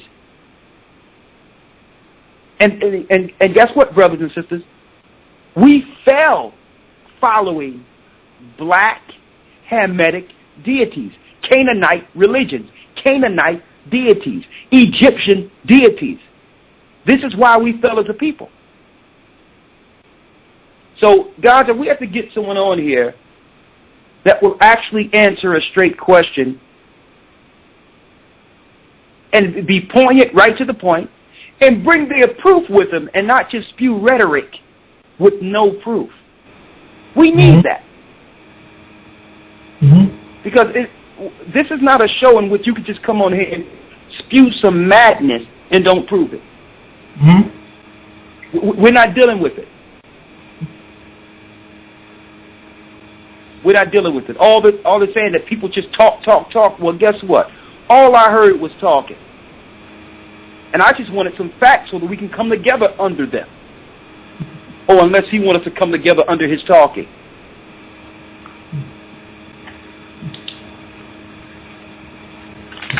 So I apologize to the audience because I thought the show would go different. I thought that we would get off the Bible and talk about something else so he can give us the core root of what we need to follow, but they don't have the answer. The answer is not even in Africa. Our brothers and sisters in Africa, to some degree, can't even help themselves. So, if the people in Africa cannot come together under an African ideology, how can slaves that were put on ships, taken to another country, bring Africanism? And that's what's wild about this. That whole African religion was actually created in America. They didn't even create that in Africa. And that goes back to Hosea 4:6, where it says, "My people are destroyed for a lack of knowledge." Let me read that real quick. In Hosea 4:6, he embodies this scripture. I don't care how many degrees he got and how many doctors or titles this brother may have with his name. Okay, the Bible says the wisdom of this world is foolishness with the Most High, because you can have all these books and all these talking points, but yet you ignore the God of the Hebrews, you ignore the God of the Bible. Hosea 4:6 says, "My people are destroyed for a lack of knowledge." What knowledge? The knowledge of themselves. By saying that you are African shows that you've lost your primal origin and understanding of yourself. My people are destroyed for a lack of knowledge. Because thou hast rejected knowledge, I will also reject thee. That thou shalt be no more priest to me, seeing that thou hast forgotten the law of thy God. I will also forget thy children. So we're suffering because we're destroyed for a lack of knowledge. And when the conversation comes up in which we can actually touch on the knowledge we destroyed from, everyone ignores it or try to smear the Bible altogether to bring their own ideology. And this is what I'm perplexed about. How can you say that it's time for us to build a government and a law together when now you're saying it's nothing that's written, that it's just that we should come together under some consciousness? Can you imagine what will happen in a room with 1,000 Negroes with no written law just talking about what's going on in their conscience and in their minds? I need someone to set the stage for this, to show me how that's, there's no written law, no constitution, no leadership or structure, so a bunch of Negroes are in there just saying, this is what's coming to my conscience, so let's come together under this. That's total confusion and that's total madness. Okay? So we're not from the religion of Frederick Douglass or the religion of Marcus Garvey or the religion of any black Afrocentric Negro that was actually controlled by the powers that be. We need to come back to the knowledge of the scriptures. And I'm still waiting for someone out there to show and not say how the Bible is incorrect and have been plagiarized. I keep hearing this over and over and over again, but no one proves it. So, Azariah, we got a mission for you, Brother Azariah. We need you to get with someone from the Pan-African or whatever community outside of this brother, because this brother, he talks so much, he don't even want to have a discussion. Find someone else. And the point that's going to be emphasized when you find someone that's dealing with this black Africanism, we need someone to come on and say, well, listen, this is how we come together, and here's the blueprint of how we come together, and here's the law that we'll use to come together. So we don't need nobody just talking some madness. We need someone to say, here's the law we must follow, and here's the information that I'm going to lay out. And if we all follow this and come together under this, we can overcome. We can overcome the destruction of the Western world's imperialistic kingdom. We can overcome the so-called white man's ideology. So we need someone to come on from the Pan-Africa or whatever they do it and come with the answer. Mm-hmm. We need someone who can come with the answer, and if they don't have it, we're going back into the Bible, and we're gonna let them know, listen, you don't have the answer, brother. Mm-hmm. You just talking. Now, if you have the answer, we're gonna open the floor for you. So bring it. Mm-hmm. Bring it. So that's how we're gonna go about it going forward. We need someone to come in and say, okay, what's the answer? How do we come together? And what we come together under. Okay? All right, so let's open the line. Let's talk to the brothers and sisters. Let's just open this and make this a general conversation amongst us. Since our dialogue with the brother went south very fast. Okay. All right, man, and like I said, I was making notes as you was answering some of the questions. Like I said, there were so many points there. There were so many points that could have been, like just going off in different directions. But one of them stuck with me here also was Marcus Garvey says that we are cursed to fight, and if there isn't a problem, we will make one. Now, my question would have been, cursed by who? Yeah, who we cursed by? Yeah, who cursed us to be in that condition, and how can we come out of it? And like I said, not to go over it again, but we see this a lot. We see this a lot from the African, the so-called African conscious movement. You with me? And then anyways, let's get some of the callers in. But before we do that, just reminding the listeners where you are tuned into the Search Engine International, and we are pleased and proud to announce the GOCC network. We have 6 businesses a part of it so far. We have Organo Gold, organic coffee distributors. Save gas and money.info on a money-saving fuel product. We also have Just Everything Natural, 100% natural body care products. We also have custom designed by Sister Rere, or Riri if I'm pronouncing it correctly. Custom made Bible covers, trees and more. And if you've seen her work on Facebook and all the pictures she posts on Facebook, she does a great job with it. So go check it out at the website at GOCC at the at the gatheringofchristchurch.org. That's www.gatheringofchristchurch.org. All of those businesses are there, located under the section of the GOC network section, subheading business.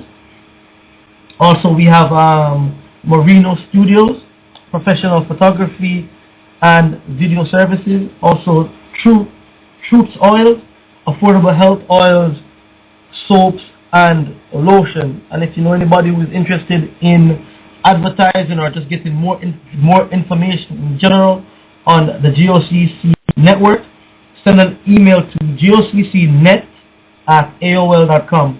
That is goccnet@aol.com. All right, and we'll open the line in just a few minutes after this.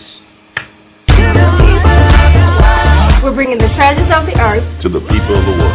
Amenez les trésors de la terre au peuple du monde.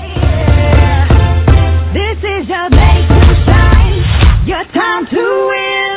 So raise your cup and bring. Hii coffee ni nzuri sana, kwa hivyo tunatakikana kukunywa, alafu tunasaidia dunia yote, trayendo los tesoros de la tierra a la gente del mundo. Whether it's latte, mocha, the king of coffee, or our delicious tea, you'll soon see what all the buzz is about in more than 30 countries worldwide. Organo Gold gives you 200 nutrients in every cup. It's silky smooth and delicious, without the jitters. Drink the healthier coffee. Visit our site today at oneincreasecoffee.organogold.com. That's the number 1, increasecoffee.organogold.com. Kwam Yasharala. Yes, everyone, welcome back to the Search Engine International. And I'm your host, Brother Gaja, with me is Elder Bakar. Alright, we're going to go straight into the calls. Alright, let's go straight there. Elder Bakar, can you hear me? Yes, brother, I can hear you clearly here. Okay, let's go straight there. We have Gabar with a question from the 203 area code. Also, before we take the call in, the numbers to call is 646-200-4309. That is 646-200-4309. We see the call queue pulling up. So you might have problems calling in. Alright, and we're going to ask that we keep the comments and questions down to a minute and a half, 2 minutes max, okay? And let's go to the first one. We have Brother Gabar with a question. Shalom. Can everyone hear me? Hello? Yes. Loud and clear, buddy. You're live. Go ahead. Okay. First of all praises to the Most High, AHAYAH,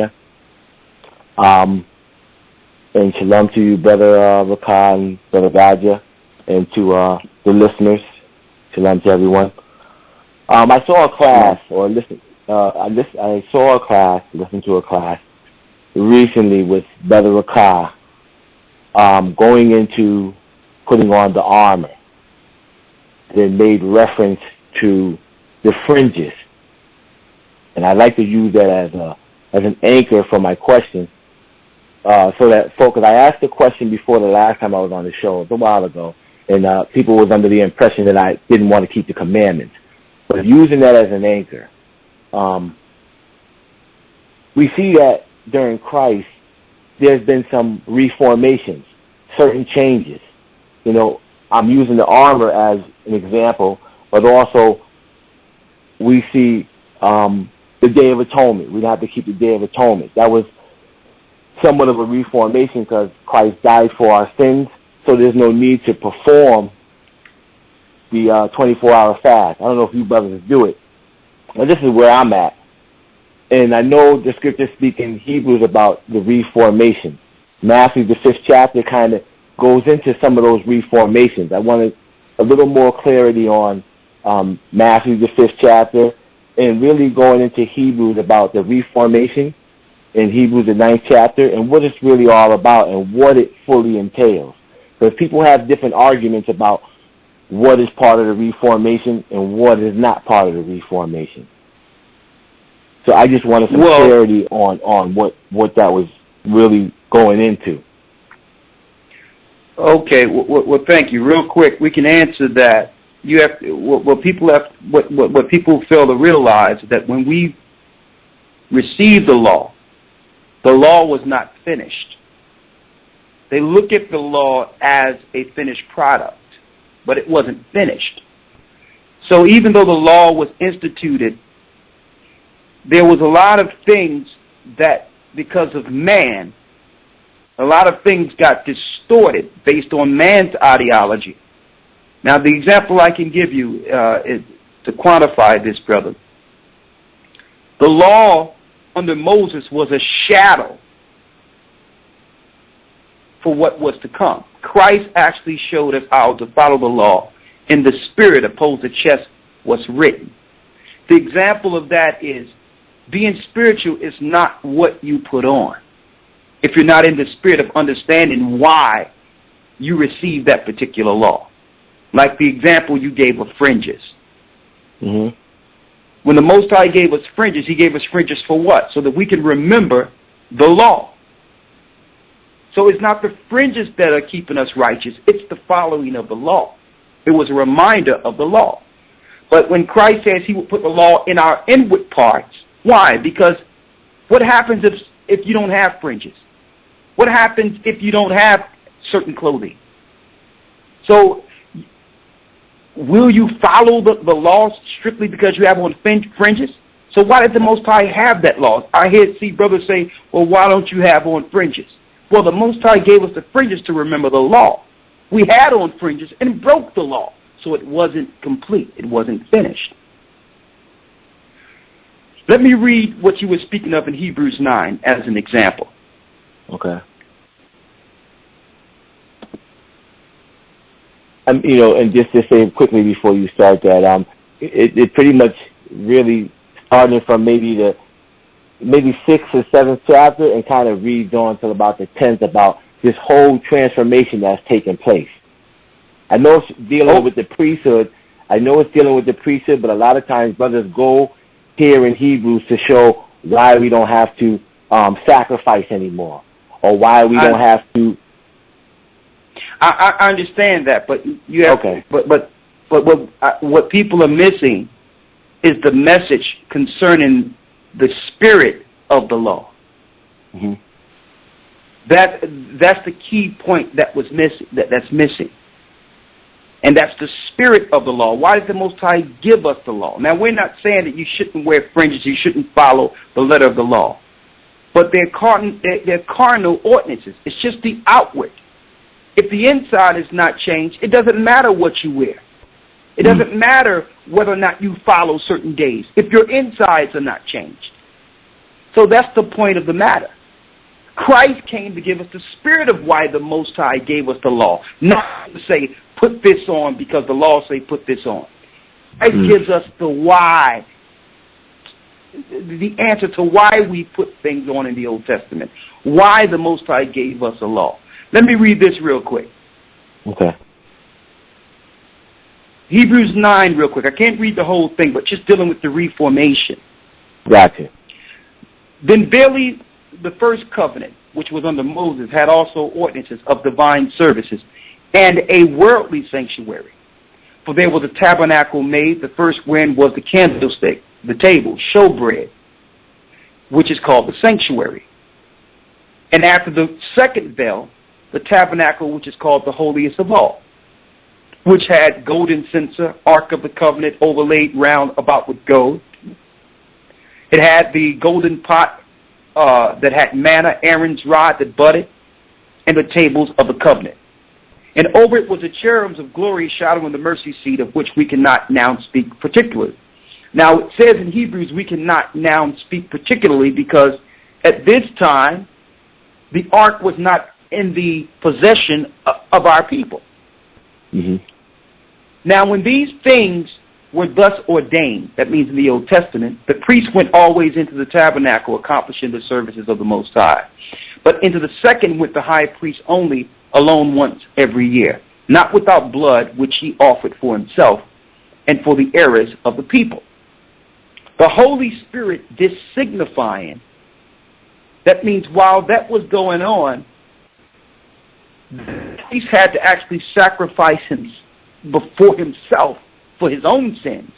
That alone was signifying that the way into the holiness of all was not yet made manifest, while as the first tabernacle was yet standing.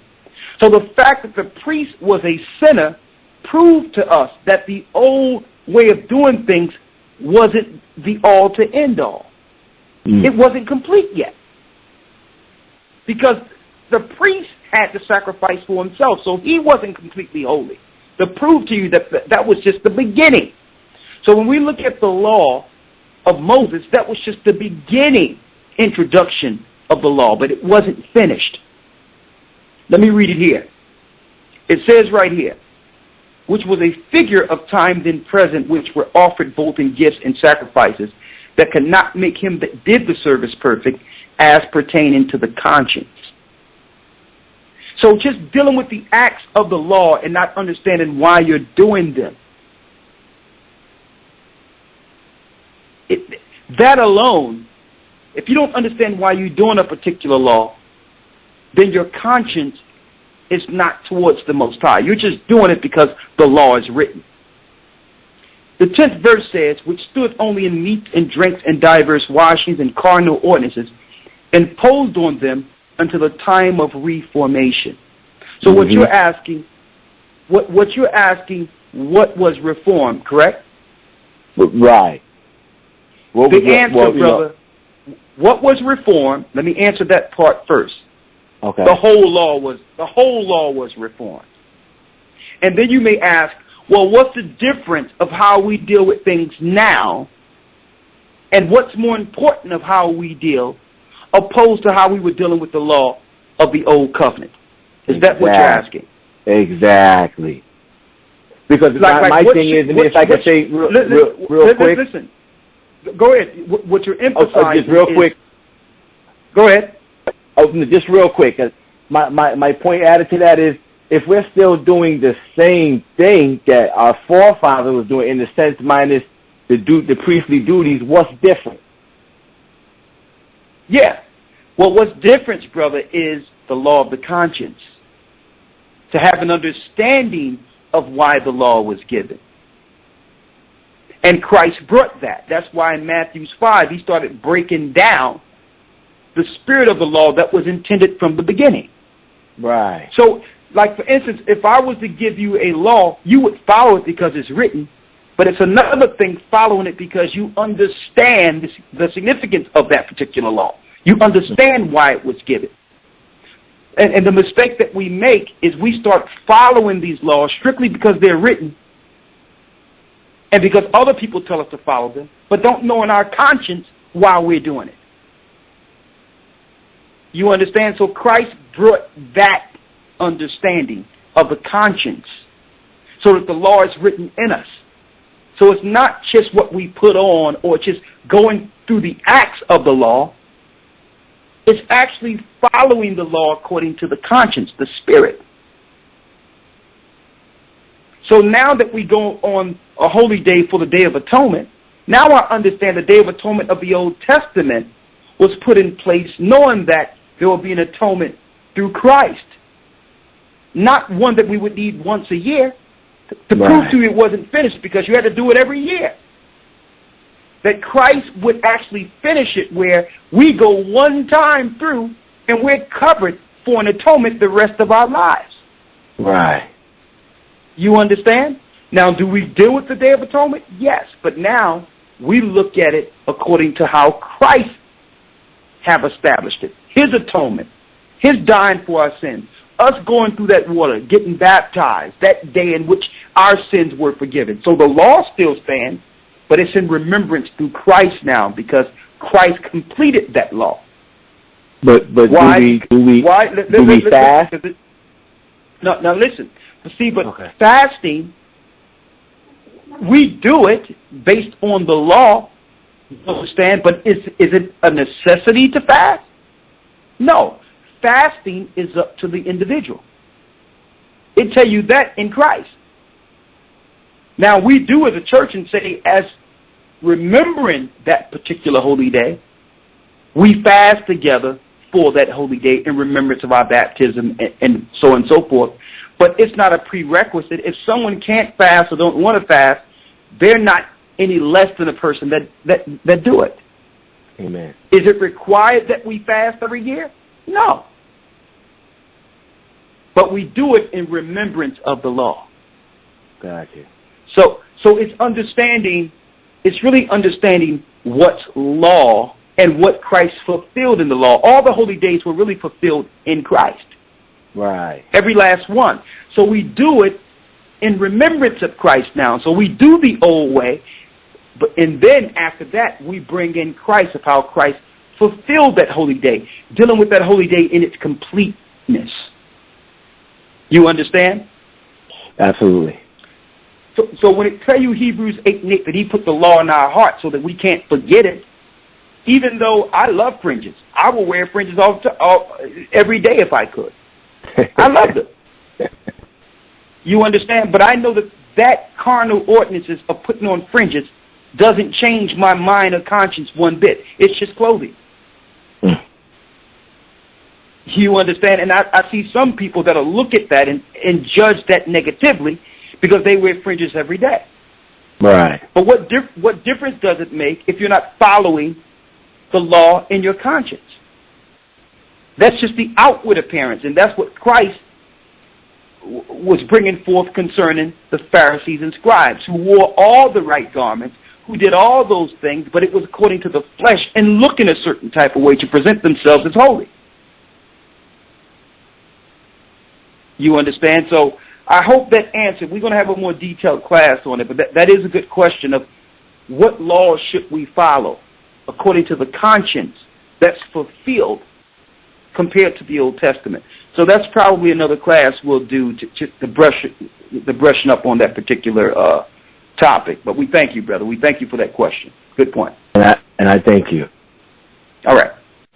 Oh, sorry, excuse me. Okay, Gabar, do me a favor and just let me put you back in queue. Just hit 1. Yeah, brother Gabar, just hit 1 for me, and that will just take you out of the call queue. Go ahead, hit 1 for me, brother Gabar. And let me go to the next caller. We have Antonio with a comment.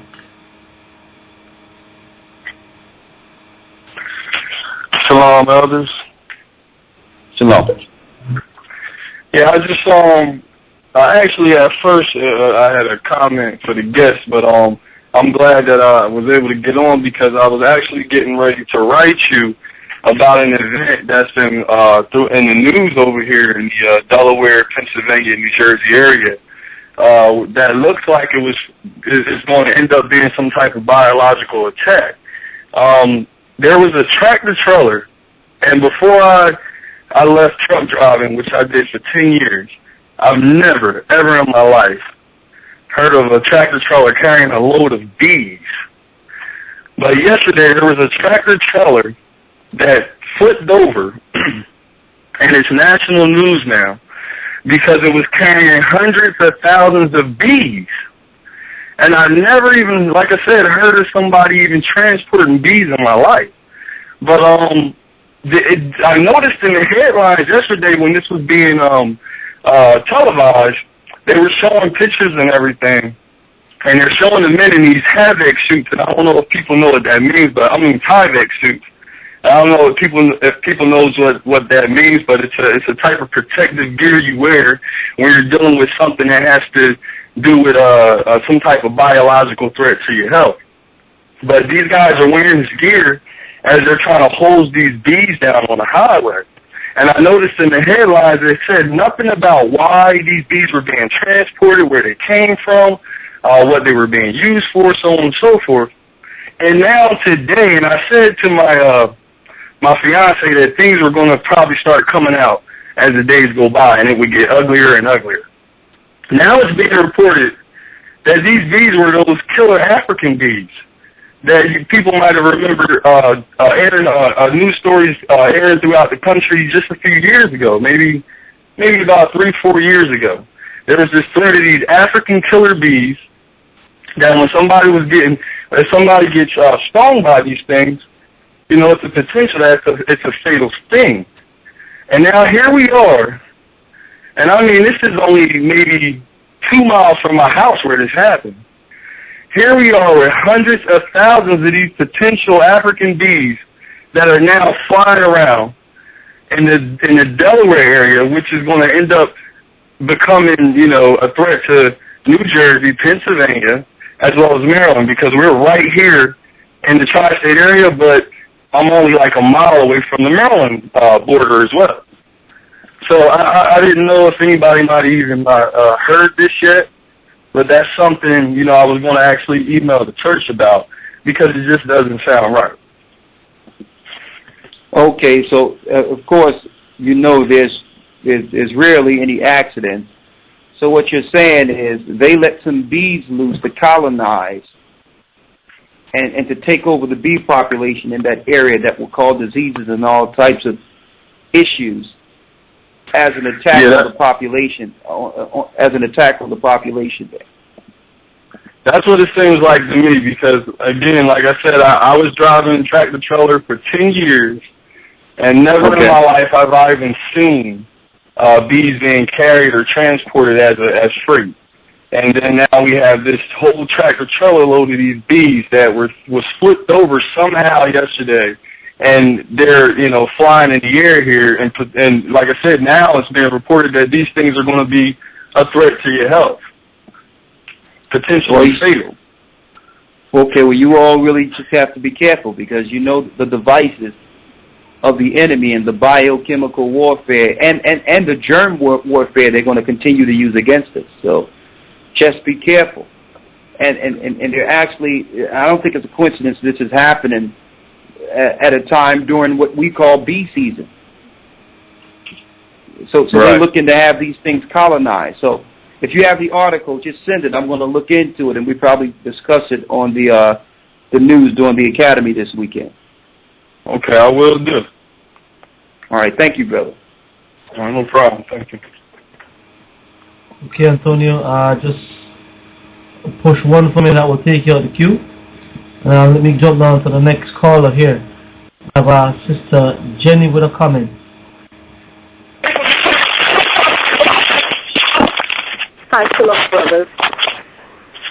Shalom. How are you? Hi. I'm giving all praises to the Most High. Sorry about the delay. I had a question also for the gentleman that was there. I can't understand that. Listening to him, my soul was just wrestling and struggling with the things that he was saying. I hope this interview get out where all people can hear that he said he don't give a D about the Bible, and you will send your child to him. This needs to go on a public announcement for anybody that go to that school. That brother, I'm glad you hung up on him. That made me, I didn't like that. I didn't like that at all. Well, sister, would you finish bringing your point? Do me a favor, turn your radio down on the background. It's feedback. Okay, I'm so sorry. I'm in the area. That's no problem. I came out of there. All right. That's no problem. The whole thing is him being a doctor and an intellect. There was ways he could have went about disagreeing without just straight offending those that do believe in the Bible. Absolutely. That really showed where he's coming from. Even if you don't agree with something, there's a poignant way of dealing with intellect or having an intellectual conversation without offending. And I think and you know what? That school ain't going to happen. Oh, can't. Listen. I want to say this. That school is not going to happen. All right, it's not going to happen. And what's going to happen is a lot of people going to send some money, and he's going to get money, but there's no chance that school is going to happen. Man, all right, if he has that fire for the Most High, no telling where that brother can go. But oh Lord, that's sad. That's pitiful. That's one brother that I know for sure I'm afraid for. Yeah, I mean, he just missed. He got caught up in a false ideology, and he wholeheartedly believed in it, and put his life. That's his life work. His life work is into this Africanism thing, and hopefully we can pray that the Most High move him out of that. Yeah, but this could have been best for him. Yeah, this I mean, I would for him. Sister, I would have loved just to have an intellectual discussion with facts on why he don't believe in the Bible and what we should follow. I wish that he could have just actually brought something forth.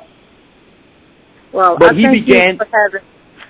He's off. I'm sorry, Elder. I'm in an area and I'm about to cut off from you. I do appreciate you, and I thank you for having all of these people on. But I have to get myself prayed up when I listen to some of these people. And I know it's best to listen to other people, but I need to be prayed up to listen to somebody like him because I have to I'm wrestling with him. Oh, well, sister, I appreciate it. I asked Azariah, the brother that actually got him on, and I asked Azariah, I'm like, what's going on with this brother? You know what I mean? And Azariah says, man, I have no idea. I've never heard him talk like that on any of his videos. Because he was facing the truth. But no one actually asked him to bring forth the origin of what he believed on his video. He would just say all the things he know that we would agree with. Of course we agree that black people shouldn't hate each other and that there's a struggle within the black community. These are all talking points that you'll hear from. Exactly. So, but the point about it is when you start scratching the surface and get to the demon that's at the surface of these particular religions and ideologies, that's when a few feathers are ruffled. And it usually begins when someone speaks of the Bible. I would like to parallel that to like those old movies when the vampire see that cross. you understand? You start speaking of the Bible and all types. He burned them up then.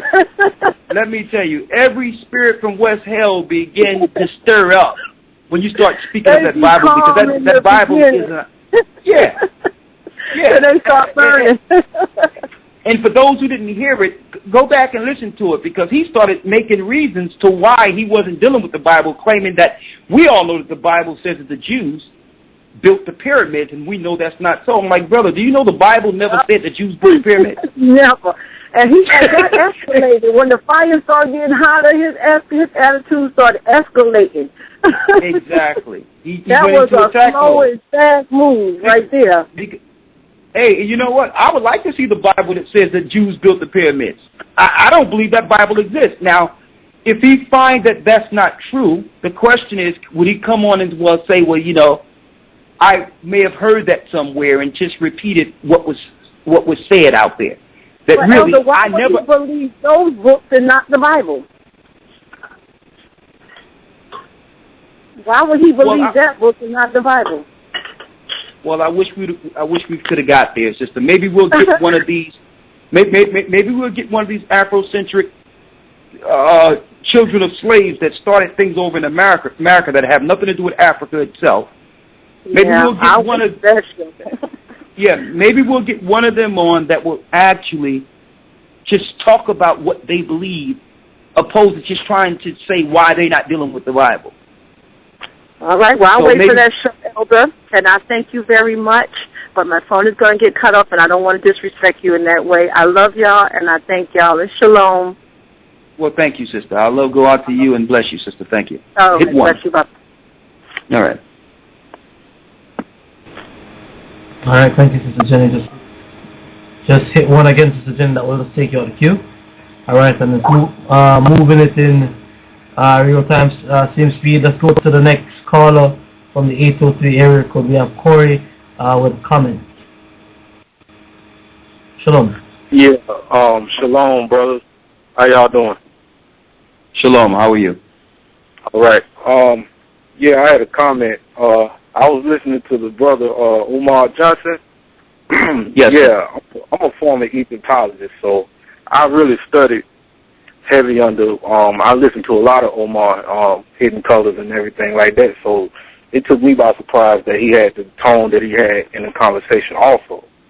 But one thing that I want the listeners to realize is that when I was studying Egyptology, I realized that it's directly connected to a New Age religion. So, I mean, when you say, yeah, the vampire with the Bible and it's just like the cross and the vampire got to go, yeah, it's just like that. So I just wanted the listeners to understand that Egyptology is a gateway to the New Age religion, basically, because when I was studying it, you know, I was like, man, this is so satanic, you know, in its origin.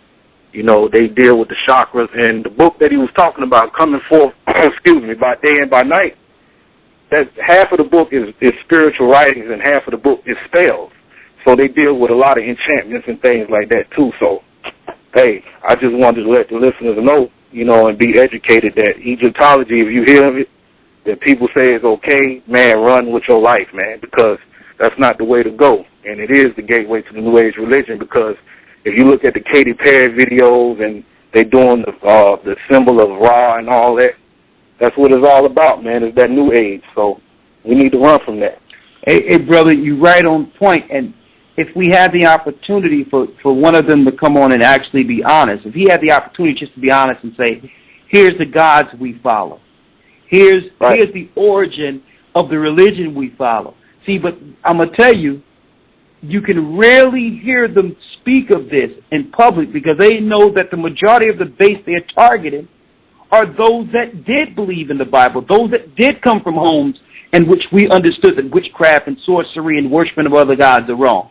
So they actually hide that portion and just talk about the black struggle as their base. But then as you get into it, they're going to start suggesting you go into some of these books, and in those books are the enchantments and the other gods that they really deal with. See, they use they're using the black struggle as the cover for their satanic religion. And see, and that's the point. That's why when I ask the question out there, I want them to go into the religion because I know what they study. But I want them to voluntarily do it instead of them trying to do it on the slide by just attacking the Bible and using their books as an entry into an alternative religion. Right. But you'll rarely hear them come out and tell you this is what we believe religiously, because they know that the people they're targeting would immediately run away from it. So their cover is the black struggle. And see, that's the point we need to start pulling out. Like, listen, you all are using the black struggle to bring us into a satanic ideology that you know is Egyptology and worshiping the gods of Egypt. Why can't you just come out and say that we should worship the gods of Egypt? Why go all around and claim that you for the black struggle when really you are a pawn for Satan to bring forth the Egyptians' gods' religion? And that's why they hide, brother. And that's what Satan does. Satan hides and disguises himself and will never come to the light. But they'll put the books out there, knowing that if you put the titles out there, the inquisitive ones of our people will go looking for the book, and that's where they'll find the gateways to hell. Like the Egyptian Book of the Dead. That's a straight ritualistic book that deal with portals and gates to hell and all that. That's right. You're right about that. So I'm putting it out there. I know what they do. I just want one of them to be honest enough. Try to claim, I'm just for the children. I just want to raise money for our black consciousness so that the children can come together. No. You are a pawn in Satan's game. That's what you are. You are a deceiver that are using the black struggle like so many others do to push a satanic agenda that will only be counterproductive. And that's what's going on with the black consciousness thing. I'm going to tell you this right now. All these black consciousness guys, they can't even come together. That's right. So if you can't come together under black consciousness, why are you targeting those that believe in the Bible to follow it? That's right. Thank you, brother. Great point. But maybe we'll find one that can actually come out and say, all right, here's the God. I just wanted to say praises to the Most High, and y'all keep doing what y'all doing. And I enjoy listening to I enjoy listening to the show. And shalom. Shalom, brother. Thank you.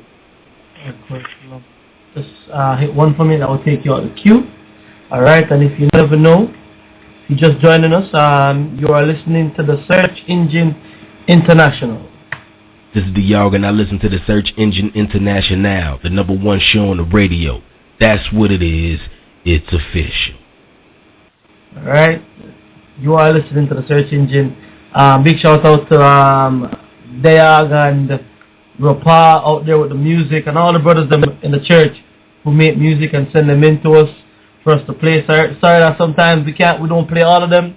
We're coming up back with we're chilling with Israel. We will soon. Me and Azariah are trying to work out a time for it that we can do it, and that's convenient for everyone, so we can get everyone in. I think normally we did it. It was on a bit early. I think Elder Gabar's class was still on when we started it, so we're gonna try and make an amends to that one and try and make sure that everyone can listen to it on both sides of the Atlantic. All right, so that's coming as well. Me and Brother Azariah working on that one. All right, and let's keep it moving to the next caller. We have Carlo with a comment. Brother Corey, if you're listening still, and Sister Jenny, one for me, please. That will just take you out the queue. All right. Don't want to make any mistakes here. All right, let's go to Brother Carlo from the 267 area code. Hi, it's Sister Carol. That's okay. Good evening. That's okay. I know you guys said you're looking for someone, either apologist or whatever, that's going to come out and set the record straight. I think you're never going to find him. They don't exist. I remember watching Dr. Henry Clark speak to a woman. He was supposed to have a debate on things stolen from Egypt and the Greeks taking it over, whatever. But Dr. Clark started his speech out with, I debate with people who are on my level. Others I teach. And that's where I think Umar Johnson came in. He came on telling you about he had 6 degrees, how intelligent he was, and you came up with a question that the man could not answer. It was the chink in his armor, and he said, there is no way I'm going to look like an idiot on this show. So he began to scream and say things that were absolutely ridiculous. Number one, I can't stand when they start talking about we were on this planet for 1 million years. If we were on the planet for 1 million years, how in the world did we fall so badly that we can't even get up after 1 million years? And I would have loved it if someone could have asked him that question. They all come on with the same thing, and I want to also say, where can they show us anybody that is following what they're telling us to follow, which they're really not telling us anything to follow. They're just making this very general statement about black consciousness, which doesn't exist. Can they show us anybody who has succeeded? And like you said, this group of blacks that have come together that are really moving forward, he doesn't have those people. He's just out trying to raise money. And the next thing I want to say, and I'm going to get off real quick, I'm just making some statements, is this. He named a whole lot of things like blacks don't do this, blacks don't do this. Well, you want to know something? Most other races don't do it either. They do things on a very, very selfish level. People make money based off of they're helping their own family and what have you. Those people are not necessarily coming together. They're just simply, it's like John Smith said, an invisible hand of greed that allows them to move forward, but they don't have a group of people pushing them back at the same time. That's what the difference is, because we are under a curse. So I don't know about that those people that are all coming together in other groups. Because in the black race, just like every other race, it's like 80-20. 20% of the people are doing the work, and 80% of the people are sitting back. That's all I wanted to say. Sister, you right. Sister, you are right on. Is the sister still on? I'm still here. Okay, thank you. I think you hit it on the button. I want to say this real quick, and just to you and to others out there. This is why the other nations and people of the earth know that we will, if it's not for divine intervention, we would stay in this condition forever. And I'm going to give you an example. Just say if, and I always use this example, sister. You can hit 1, and I'm going to actually speak to this while you're off the line. Okay, just hit 1 real quick for me. Oh, okay, no problem. All right. Here's a perfect example. If you put 2 Chinese people in a room who were enslaved, who are destroyed and destitute based on that action that happened to their people, and hundreds of years pass, and they get together and say, you know what, let's talk about the mistakes we made. Let's talk about from which we fell. There wouldn't be an argument. There wouldn't be a disagreement. They would look at that and say, well, okay, this is what we were before. And these are the people that came in. This is the time they came in. And in order for us to correct this, we must look at our mistakes and correct them. They see us they hear us in these conversations and see that we can't even start a conversation on that small point. We can't even go back to the point we fell and discuss it. And so when they hear conversations like this, they like, well, okay, we don't got to worry about them for another 50, 60 years or another 100 years. They can't even go back and agree from whence they fell. That's the perfect example. And I'm going to tell you, and it's a shame that our people have to this Afrocentric garbage, because I'm going to tell you this. You go to Egypt if you want, and there's not an Egyptian there that will respect you as a renowned Egyptologist, because they have the history of Egypt. You can only peddle that mess amongst slaves, amongst those that are ignorant to the world, that have no sense, biblical history, or history itself outside of the slave history of America. So I'm going to tell you, these people have become hirelings only to benefit from the ignorance of the people, and that's why we'll never get any place, because you have people like that who would just look to come up on the fact that we are just destitute and destroyed. So he's not looking for an answer, because an answer means he don't have a school that he has to raise $5 million for. So I'm just putting this out there for brothers and sisters. This is the same game Reverend Jesse Jackson, all these other guys perpetuate. As long as there's an issue, they can get paid off of the issues. They're not looking to cure them. They're not looking for an origin in which people wouldn't need their school, wouldn't need them. They're not looking for that. They're looking for a way to line their own pockets. And I'm going to tell you, that's that garbage of consciousness, because everyone have a conscience and can bring their own ideas. It's not about coming together. So I wanted to put that out there. When other nations see us, they see that there's no way we will ever stand again as a people. They see that there's no way we'll ever be able to stand as a people, because we can't even talk to the point from which we fell. We can't even have a discussion. Something is seriously wrong with that. And another issue we have, we can't even answer a direct question, and we are afraid to tell the people when we don't know something. We are afraid to say, you know what, listen, if I don't know something, I'm going to tell you straight.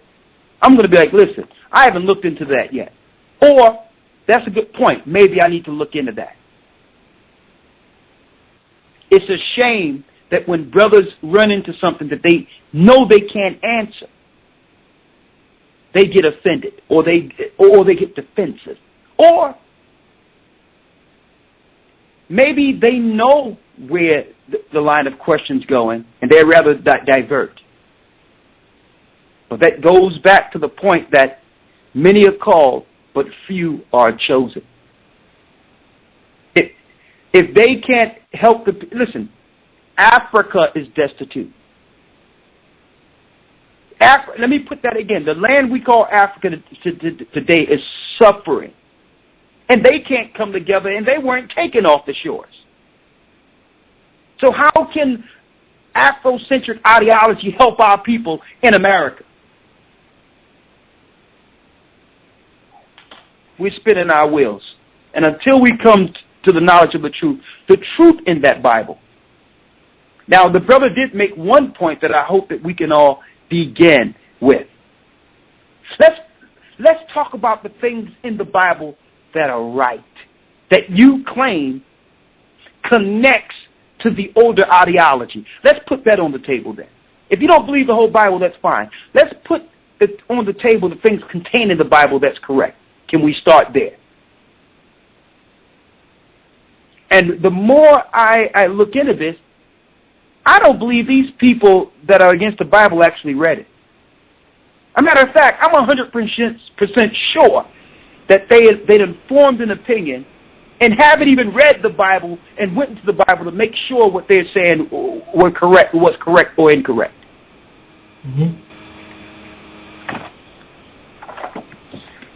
Because there's no way a man of any conscience can go into the Bible and read it and not receive some spiritual understanding and revelation.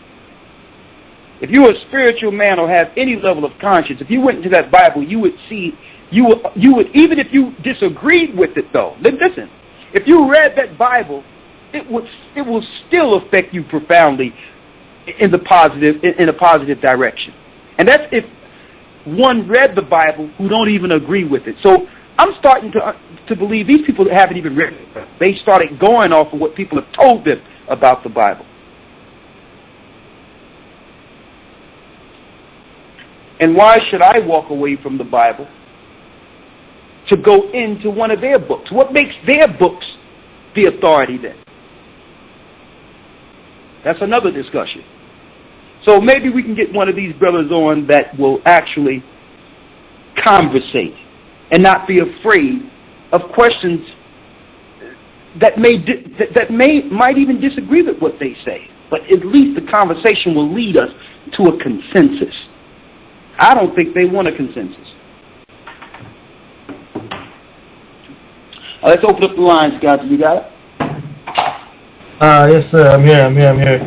Yeah. Well, all right. If you just joined us, you are listening to the Search Engine International. And we had Dr. Umar Johnson. I suggest you go back and check the archive.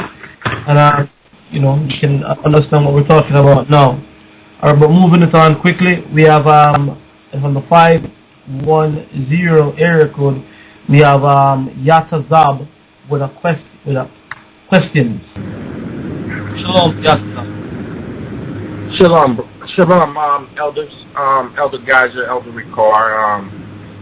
I wanted to first bring out that this is a Bible-based talk show.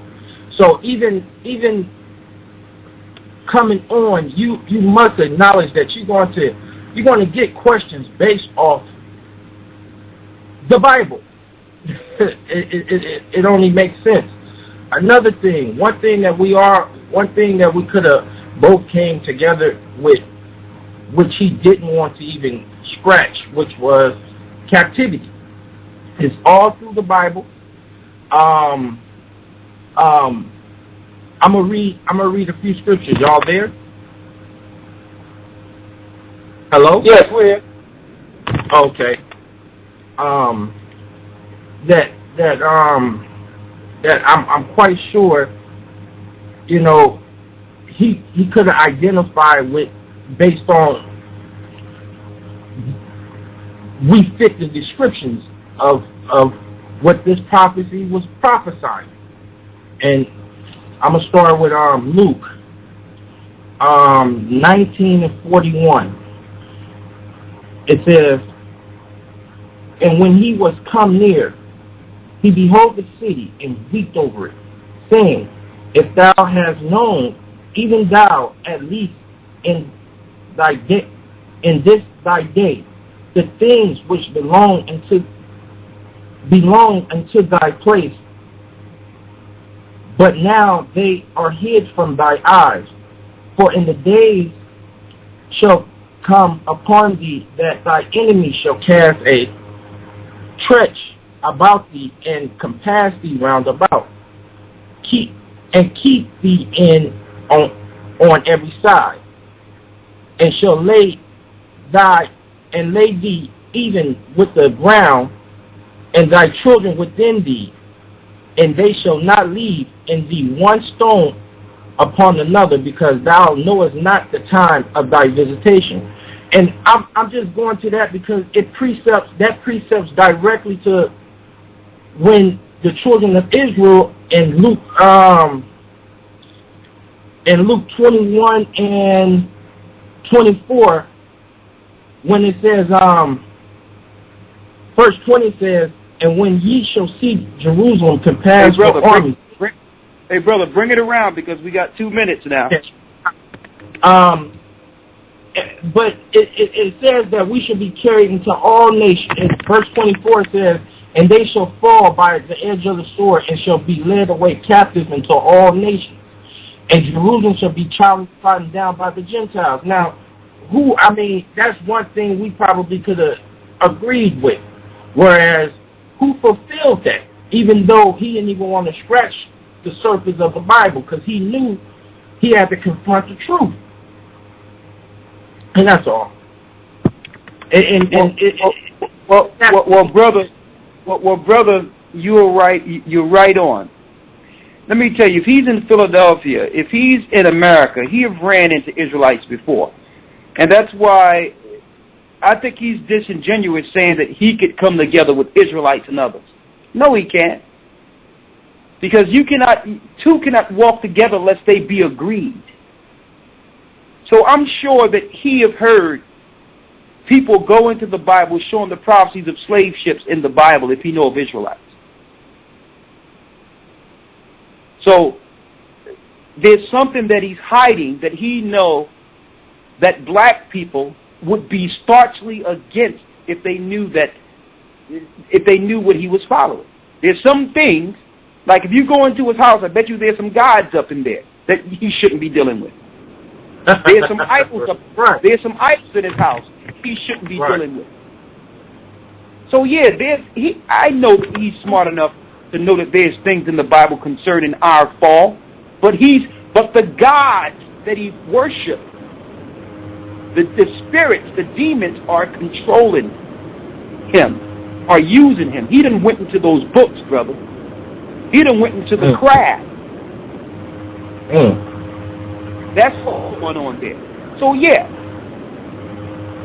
a lot of these people don't know when they go into these different religions what gods they pick up. And see, that's another point. Azariah, we need one setup where we're not even talking of the Bible. We need them to come on and let them know they're coming on to introduce to us, and let's talk about the gods of Egypt and the gods of Africa that are ignorant to the black people in America.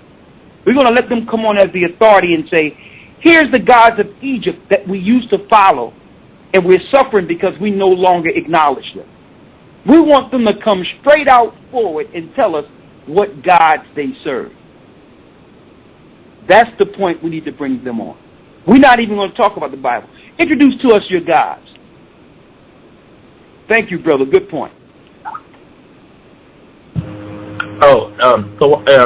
Ayandabar, and thank y'all too. Okay, Brother Yashayah, do me a favor and just hit one that will take you out of the queue.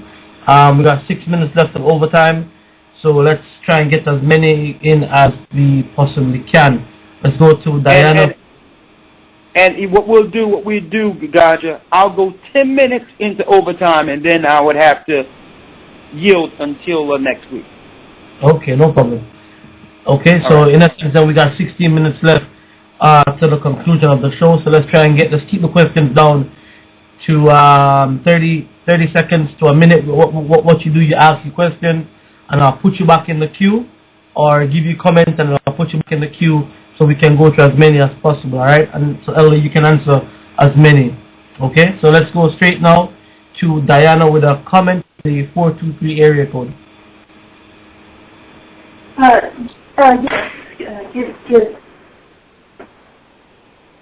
I'm sorry. Good afternoon. I really... Yes, can you hear me? Yes, I mean, go ahead. Bless you, sister. Okay, I guess a lot of noise.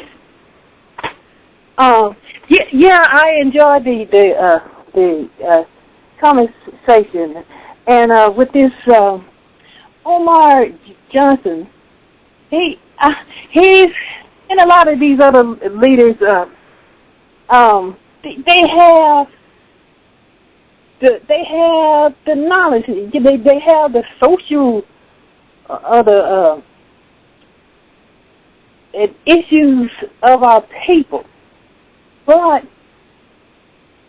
they, just plain delusional.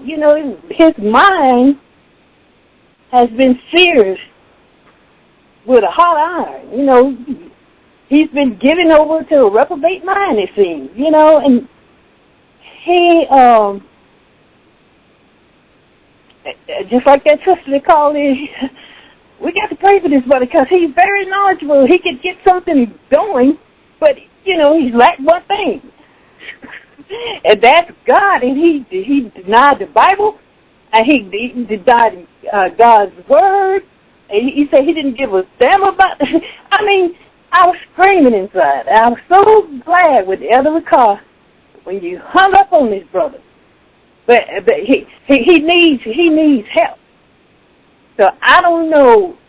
Well, I do know. We just like we this brother, he needs help. That he don't want to believe. It just so happened I was just kind of doing research and had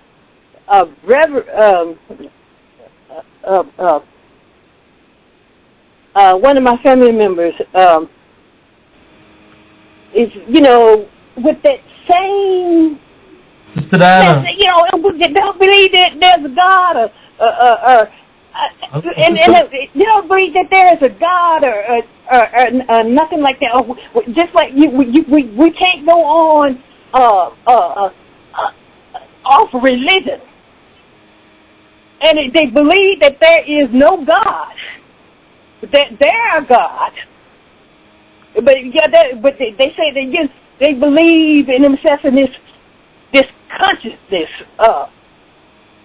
It just makes me so sick. It's like they don't.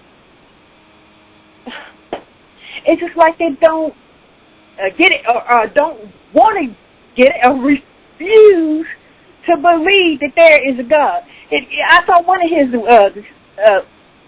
his web pages or one of his videos talking about get somewhere and meditate. Who you meditating? You're not meditating on the word of God. Meditation.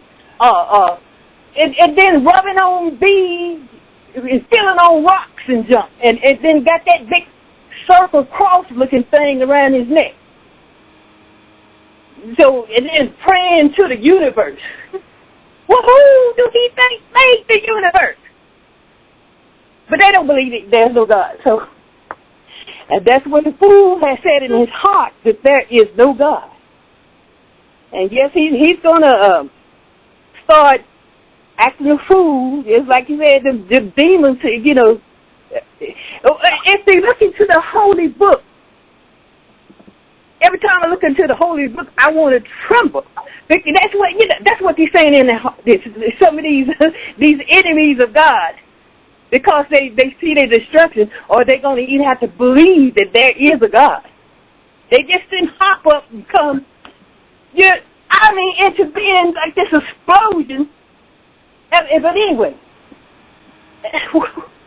I don't mean to be carrying on, but that these brothers are sick. They are sick with this stuff, and it hurts my heart and it makes me sick because they believe in they believe that they are consciousness of self, believe that they are God in sort of sense. And they need help. But well, sister, guess what? Your point is well taken. And even though, you went a little over, but we couldn't cut you off because you quantified everything. You brought it forth. And you know what? And it's good that people heard this side of that, because people would have never believed that this was that brother looking at his videos. So So we have one question. We have one question out there. If the Bible is not the answer, what's the answer? And if you don't have the answer, get out the way. That's right. Right. Period. Yeah, amen to that. This is one more thing. This Chronicles 7:4. This is the 2 Chronicles 7:14. This is what's got to happen. And that leads to that, when he talking about those solemn feasts, I remember one brother was saying something about the fasting. I mean, but isn't the Day of Atonement, isn't that required by God? Yes. And then so this is this meeting that you gather all the answers together in Joel chapter 2. This is meeting God is calling for. That we humble ourselves and pray, seek His face. And the other brother they called about these bees. My God sent the bees. He sent all these plagues, the bees, and then every time we get done with one of these feast days, something happened. I remember these years been going by so fast. Oklahoma, that last year after the feast, that terrible Oklahoma tornado, he comes in Joel chapter 2. It mentions he comes with blood, fire, and pillars of smoke, and the whirlwind, and the floods. This is how he starts saying every time something happens after those feasts. I've been noticing that, and noticing the weather is that Bosnia. Just got through with the Feast of Fruit, and the Bosnians, in the Austria area, Bosnia, they had this historical flood, after 100 and something years. And so this is God is speaking to us. He said the destruction in California is still on fire. Oklahoma, all those places. I mean, hello, sister, can you hear me? I don't want to say about that. All right. All right, Sister Diana, man. Thank you for that. All right, like I said, without the listeners, this show wouldn't be what it is. And we thank all the listeners for continual support. All right, and we pray to the Most High that we'll be able to continue to bring you informative broadcasts such as these. And some of them don't normally go all the way, all the time go as the way we planned it. And some last, some don't, some go on, but we're gonna keep doing it until it is to bring what little information that we can, or should I say, or the most amount of information we can in the shortest time possible. All right, so let's keep supporting. All right, we have the business networks there on the website that the GOCC network. You should actually go and check it out. And Elder Ricard, I know the academy starts again soon. If you just want to just mention that real quick for me, the date. Yeah, we're gonna start a new one June 22nd, and we ask that those that can participate come on through. It's going to be real good this year. I mean, this coming one, and as we come closer, I noticed that the academy allow us to bring forth real-time news and to connect to our people on a regular basis. So, outside of the classes, the academy is really the way to go, even outside of the classes we have every Sabbath. So it's in for June 22nd. If you want to participate, send an email to gatheringas1@AOL.com. I guess we could take two more calls and then just wish everyone Godspeed until we all come together again. Okay. I don't know, Alex, if you'd like for the next show that we do, if we actually take some calls at the beginning, because there's a lot of people here in this call queue right now. So just so that we don't miss anybody, if they could call back this week, and we'll spend the first 20 minutes to half an hour taking some calls and answering some questions. Would that be okay? Okay. Well, next week we'll just start off the first 30 minutes Q&As or making comments. Okay. All right. So let's go to the penultimate caller, which is 716, which is Luis with a question. Shalom, brother. How y'all doing? Shalom. Yes, my question is, I'm glad of the you be able to cut the brother off, even bless the brother. The only thing I have to say is that I'm now finishing college, but I have some problem actually in college, and saying that I owe some loan money to the school for that. It seems like as soon as you graduate, you have to own loan money to the school. So is it possible I should do that, or since I don't really have much money to do it? So anyway, so I just want to see, should I even pay to them or just forget about it, because they keep saying I owe money and everything, and they just drive me nuts most likely. So what you're saying is you made a commitment for schooling to pay on a loan through your college.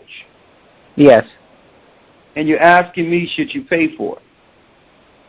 Yeah, and I know it sounds kind of stupid, but well, it's not. I don't believe it's. I don't believe it's stupid. I think that if you have a debt, you should look to pay it. Work out a way that you can pay it until you can get out of it. Oh, okay. You understand? Because it can do you more harm than good if you just ignore it altogether. Because they have. That's why they have hired those IRS agents, because they're looking. They're going to have debt prison soon. So if you can show good earnings, and listen, you may not have a lot of money, but just show good earnings. Just set up, say, I can pay y'all $5 a month. I can pay you $10 a month. It. So just pay something that you can pay to show that at least you're not ignoring it until, you can be released from it altogether. But I wouldn't suggest you just acting as if it's not there. It's there. Okay. Okay. And the last thing, I don't want to make it too long, but one second thing, I bless the brothers and sisters out there, and I'm glad I got baptized 2 weeks ago from GOCC in Toronto, and so all praises to the Most High, waking up my brother and sister there. So thank y'all, thank y'all brothers. Keep strong, have faith in the Most High, and love y'all, and just keep rising Israel, and we are gonna come on actually. Shalom. Thank you very much.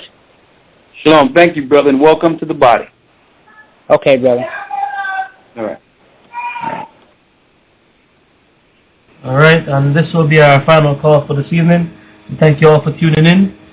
Please join us again next week at 5 p.m. Eastern Standard Time, and we also have another guest on next week.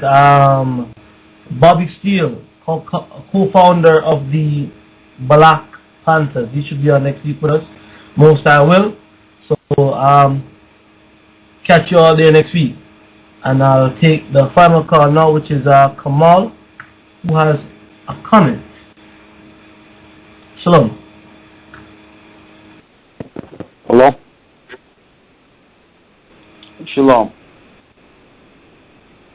Shalom, can you hear brothers with me? Yes, I can hear you. Okay. I just wanted to make a quick comment. I noticed that Brother Umar said he didn't want to talk about religion, but one of his selling points for his school was that he was going to teach them all African religions. I heard this in another video that he did. That was about it. Yeah, that's quite interesting, and I heard that too. But he just don't want to talk about anything that relates to the Bible, and he began to move the conversation to religion when we didn't even ask him about religion. We just had a clear question. We know that the Bible is a character of black people. We know that the majority of black people in America, at once, children of slaves, was actually following the Bible, which is a black book. So how is it that we need to go away from the Bible, which is a black book, to follow something outside of the Bible? That's a good question. Because at one time we thought that we should come out of the Bible because it's a white man's book. Well, I don't hear that argument anymore. Now that it's proof that the people of the Bible are black, you rarely hear people say it's a white man's book anymore. Now it's something else. So I thought it's an appropriate, and it's really an appropriate question for those in America when the majority of people you're targeting actually believe in the Bible. It seems like all these religions, Afrocentric, Islam, they all have a core directive to try to destroy the content of the Bible. They may disagree on everything, but why is their target primarily the Bible? So the Bible must be something righteous about that Bible when all other religions attack it. Everyone attacks it. So I had a good question. If you're about blackness and the characters in the Bible are black, why not deal with the Bible? And one thing I find is that when they speak of why they don't deal with the Bible, the majority of things they say be absolutely wrong. They can't show us any plagiarism or who plagiarized the Bible. They can't show us no defined history to say it was here and this guy here took this information from here and made the Bible. They just keep making these slanderous statements against the Bible and won't even prove that it was plagiarized. Won't even show who plagiarized it. So it's good that at least we can put it out there, what these people really believe, and the fact that they're not about the truth they claim they're looking to uphold. They're not about the truth. They have a hidden agenda, which is the old Egyptian New Age religion.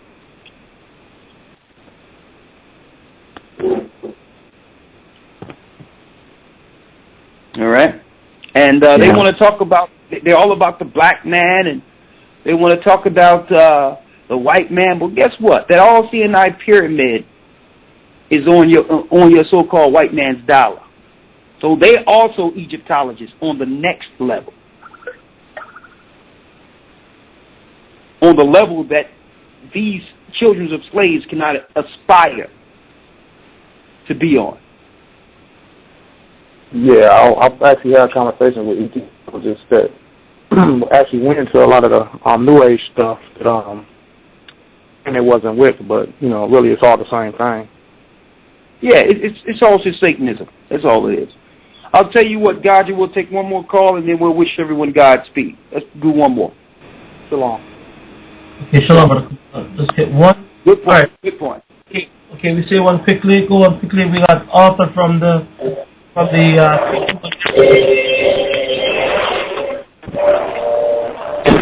Hello. Shalom. Yeah. Shalom. Go ahead. Shalom. How you doing, brother? Can you hear me? Yes. All right. This is all I wanted to say, real quick. It's funny how when you talk to black intellectual and people that's trying to bring people together, there is but one people here right now on this planet who are together under the Bible right now, and those are the people in Israel, the people that own Hollywood, that own the fashion, all of this other stuff. So how, when we looking to build, how can we ignore that fact? We've been the victims of the biggest form of identity theft, and I'm glad that you brothers are waking people up, because those people over there in Israel, the people that's, here in America as well, that's running the fashion, running the music, and running every other industry, they don't have that problem of saying we don't believe in the Bible. You know what I'm saying? So that's all I wanted to do is point that out, because I deal with those same debates on Facebook and on Twitter, where when you say that to black intellectuals or anybody in the Pan-African movement, they get quiet, because you can point to a group of people right here who have it together, and I'm talking about the Jewish community. Yes, those Satanists have it together too, but a lot of them are Kabbalists. They don't believe in the Bible, but they use the misunderstandings of the Bible, and they bring forth their philosophy and their sorcery to make everyone believe that they are the people of the Bible. But all in all, what you're saying is correct. what you're saying is correct, that it was because they were able to use the Bible that helped them gain their political status. They were able to unite as a people, a character within the Bible. So you're absolutely correct. So while we're looking for nothing and talking about black consciousness, they're using the Bible to get what belongs to us, the world. Absolutely. Great points. Great points, brother. And with that, we're going to say, and thank you, brother, wake up. Let's stay connected and stay in the spirit and pray for those who are without, even our Pan-African brothers, whatever that is. Hey. So you good, guys? Yes, sir. I am good, man. Always a good show with you, and you know, and we know you've been really busy behind the scenes as well, with all what's going on. So really appreciate you taking the time up for the show this evening. All right, and you know, AHAYAH as well, and what he's doing as well, trying to get the guest line back up again. Like I said, we got Bobby Steele on next week.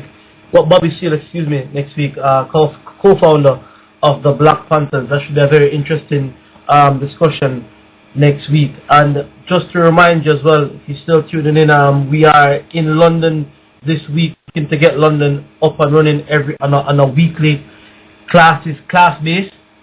So send an email up to gocc144uk@gmail.com, or you could email the church at gatheringas1@aol.com if you're looking to link up with us in the UK.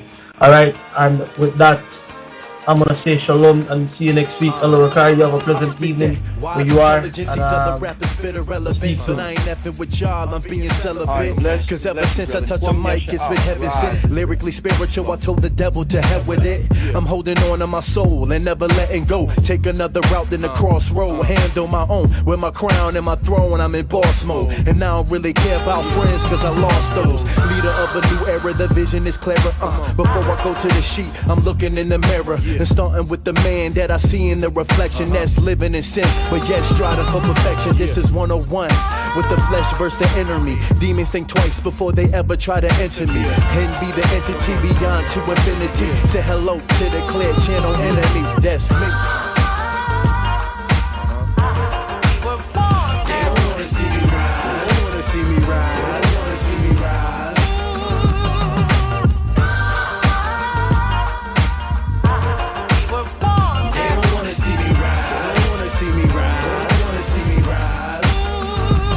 I spit that straight original, classic unforgettable. Sacred manuscripts are set apart in a temple. The King Solomon righteousness lead the men flow. With notebooks of proverbs that's poison to the sinful. It's too dark to see the people knocking on my window, but I can feel the spirit passing by as the wind blow. They wanna know where hen know and trying to go where hen go, but at the same time they don't wanna be my friend. No, they try to take my knowledge just to use it against me, but they the ones playing both sides of the fence. See, I'm simply a target, a public enemy, not a slave like Flav. I'm more like a Chuck D. Stand stiff like Professor Griffin, throw up my fists and turn the curses to gifts till I'm on the blacklist for sending shots at the government. Expose the ones running it, blast the system and how they try to throw us under it. Cause they don't wanna see us over it. They don't wanna see me rise. They don't wanna see me rise. They don't wanna see me rise.